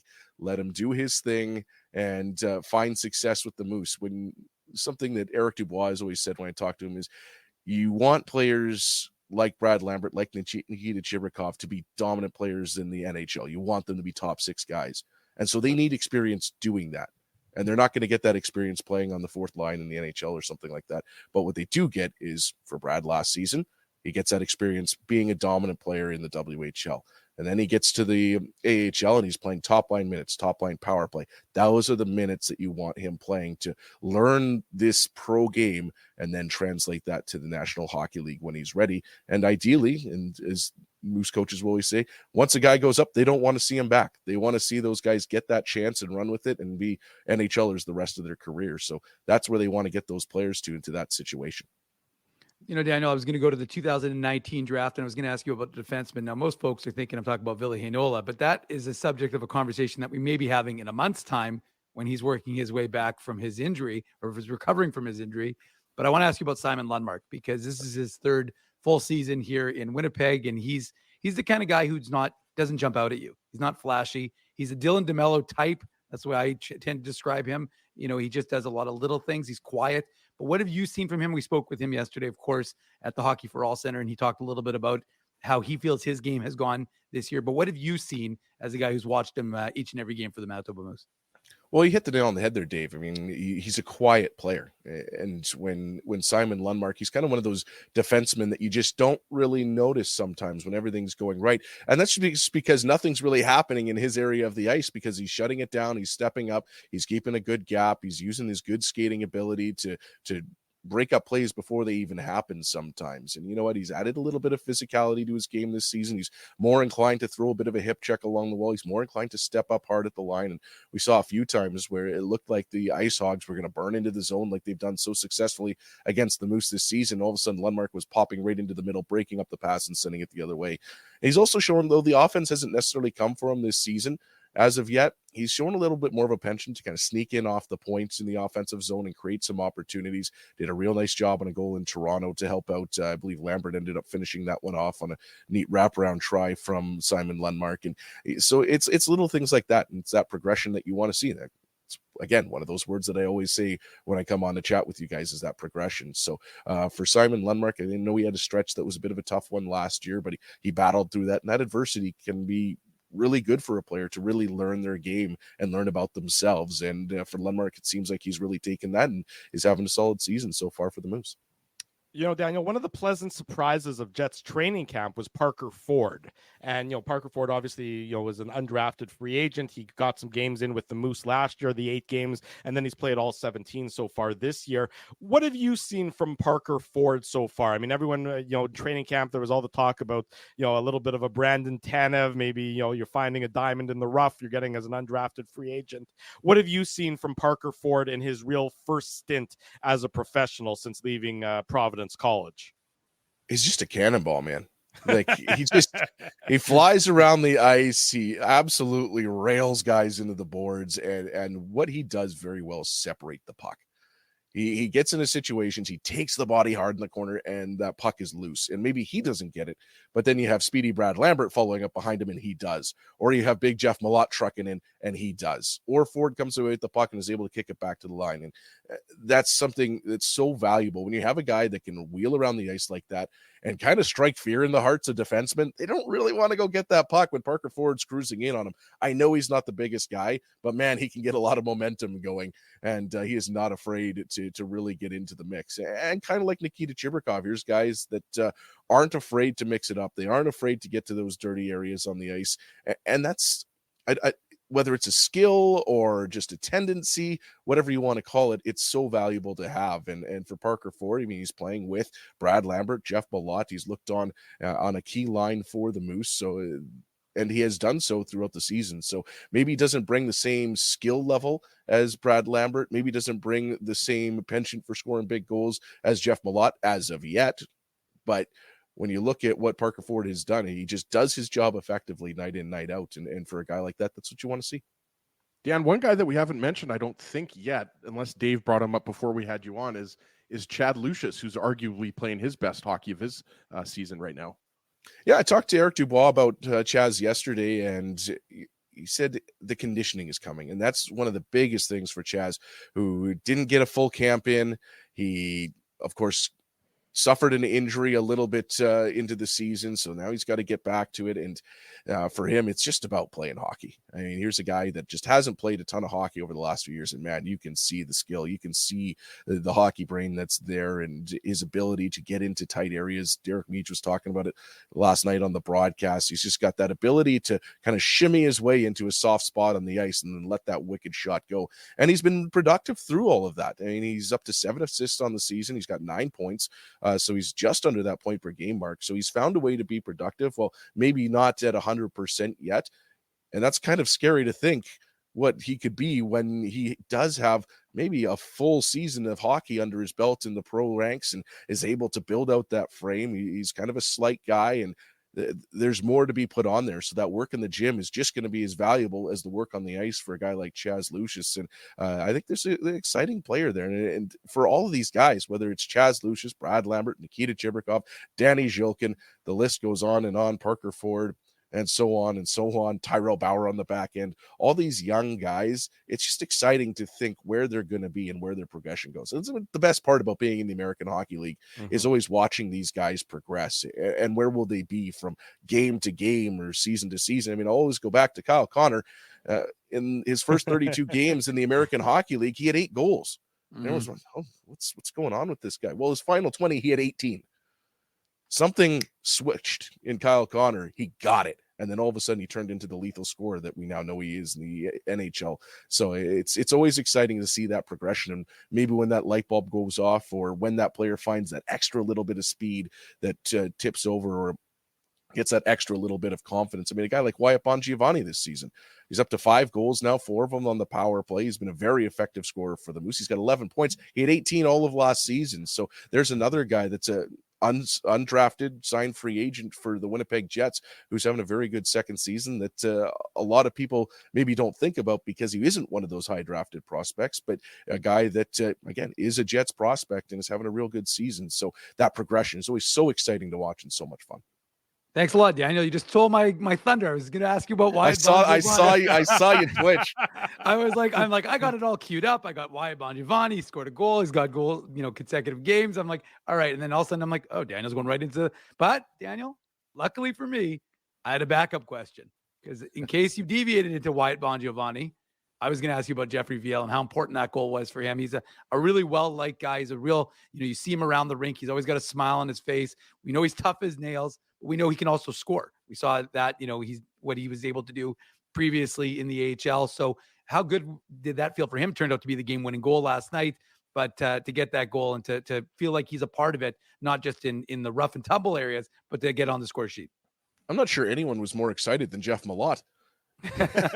Well, and now maybe Malott thought he had scored that goal initially because he did tip the puck and then it hit Viel and went in. But Malott was jumping up and down, grabbing Viel and shaking him. So I mean, it just tells you how tight this Moose room is when they get so excited for each other. And that's huge. I mean, for a guy that just, had so many chances, especially early in the season, the puck just wouldn't go in for him. It was wild to watch some of the saves that goaltenders were making, and the puck would roll the wrong way or it would just bounce over his stick or something like that. It's always tough when a guy goes through something like that. And like you mentioned, Dave, here's a guy that's pretty consistently scored about 10 to 15 goals a year in the AHL. So finally breaks through, and hopefully for the Moose that opens the floodgates a little bit, because it would certainly be nice to get another goal scorer going, especially as Viel plays in that kind of bottom six role to really add some meat and potatoes to that third, fourth line for the Moose. When you look at it, it's kind of more which line has a little bit more skill with the Moose, which line is just going to try and shovel the puck over, or which line is going to shovel the puck over the line. Everybody brings their own effective nature to this Moose club. They're so deep up front, but for Jeff Viel to score that goal, obviously huge, and great to see him get his first as a Moose. Daniel Fink is the Manitoba Moose broadcaster. The Moose in action tomorrow afternoon. They finish off the homestand against RCMP the Rockford game, Ice Hogs. RCMP I was going to let Daniel promote it. I got to tee up Daniel to promote. He's trying to tag me back now for stealing his Bon Giovanni thunder. Exactly. I don't need you guys. I don't need mom and dad to start fighting here on the show. That's okay. Daniel, tell us what's happening tomorrow at the Moose and Ice Hogs game. You want to take it, Dave, or? Nope. Sorry, guys. One second here. Take a sip. Still coming off that cold, and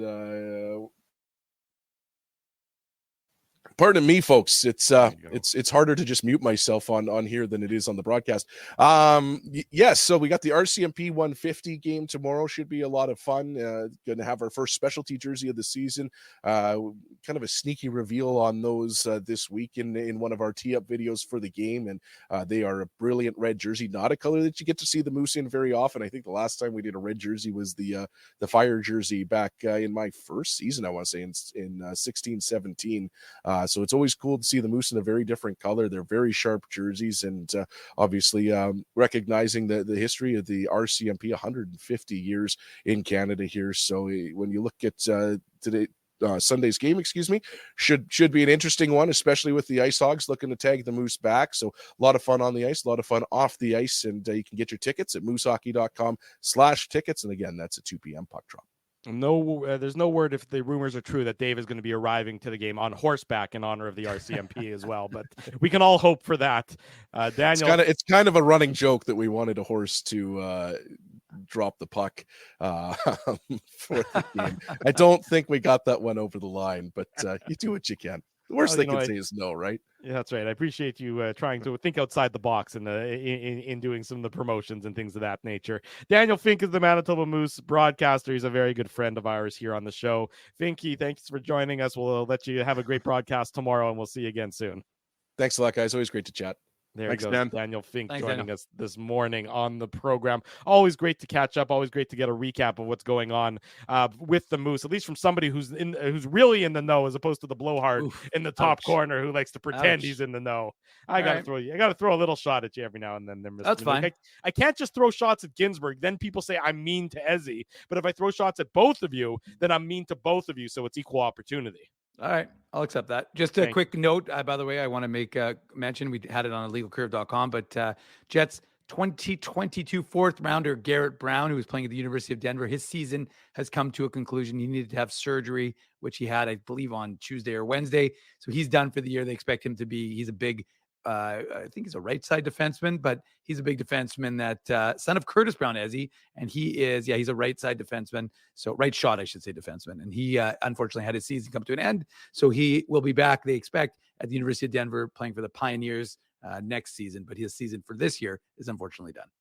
There you go. Dave M always bringing the A game when it comes to updates of what's going on with Winnipeg Jets prospects. And of course, great to talk about the Manitoba Moose as well. The Jets of tomorrow, today. And that's why we're sending people. We sent people to yesterday's game, and are we sending people to Sunday's game as well? I gave them all away. Okay, I felt bad for, I offered the tickets up. I was doing Moose media availability We're dry. yesterday. The tickets have run. The ticket well is run dry. Well, it's run dry for this weekend. We'll have in 2 weekends when the Moose, they're going to Calgary next week. Then they come back for a pair of games. We'll have tickets to give away for that series. We'll wrangle up some tickets. Ching. There you go, Mr. Punny. I did feel bad because I did Moose Media. I put it out on Twitter, and within 5 minutes, I had a bunch of people asking. So we've hooked everyone up. We hooked people up in the IC zone for 4 tickets yesterday, and we've given away 4 tickets for tomorrow's game. So it should be a lot of fun, and we're always happy to help get some folks out to watch, as Drew just said, the Jets of tomorrow, today. This was a fun show. Fun galore. The post-game show later on this afternoon, 4:45 p.m. after the Jets and the Chicago Blackhawks. IllegalCurve.com is your destination for all your latest Jets news and audio, Moose news and audio, getting you set for everything going on this afternoon. And then again tomorrow with the Moose. Want to say a big thank you to Mike McIntyre. Big thank you to Daniel Fink. In case you missed either of those interviews, the instant replays on the YouTube channel. The podcast will be available very shortly. If you haven't already done so, smash the like button, subscribe here, there, and everywhere, and leave us feedback regarding what you thought of this morning's program. Big thanks to all the sponsors. They make the post-game show, the Saturday show, the website a possibility. Our friends at Rumors Restaurant and Comedy Club. Tonight, Ivan Decker, his last night in town. 7:30 is sold out already. Few tickets remaining for 10 o'clock. Get them, rumorscomedyclub.com. Linden Market Dental Center. There you go. Frosty Winnipeg's got it up on the screen. Zappia Group Realty, Betway, Farmery Beer, number 2 Donald Street. Get your Illegal Curve lager for the weekend. Something to tip back a few while you're watching the Jets, while you're watching the post-game show, and while you're watching whatever else you may be watching this evening. Our friends at Rolly's Transfer, Seagram's, Boston Pizza next Thursday. We'll be at Boston Pizza, so we'll see you all there. Tough Duck, and of course, Betway, the Betway game recap coming a little bit later on this afternoon on the post-game show. Thanks to all of you for joining us. We hope you have a great Saturday. We'll see you back again in less than 6 hours time. So a quick turnaround. So whatever you're going to do, please enjoy it. Do it safely. For Dave Minuk in the top right, for Ezra Ginsburg in the bottom middle, I'm your host, Drew Mandel. If it's Saturday, it's the Illegal Curve Hockey Show. Thanks for listening to this broadcast from Illegal Curve Hockey. For more great Illegal Curve content, subscribe to the Illegal Curve YouTube channel, follow at Illegal Curve on Twitter, Facebook, and Instagram, and visit your online home for hockey in Winnipeg, IllegalCurve.com.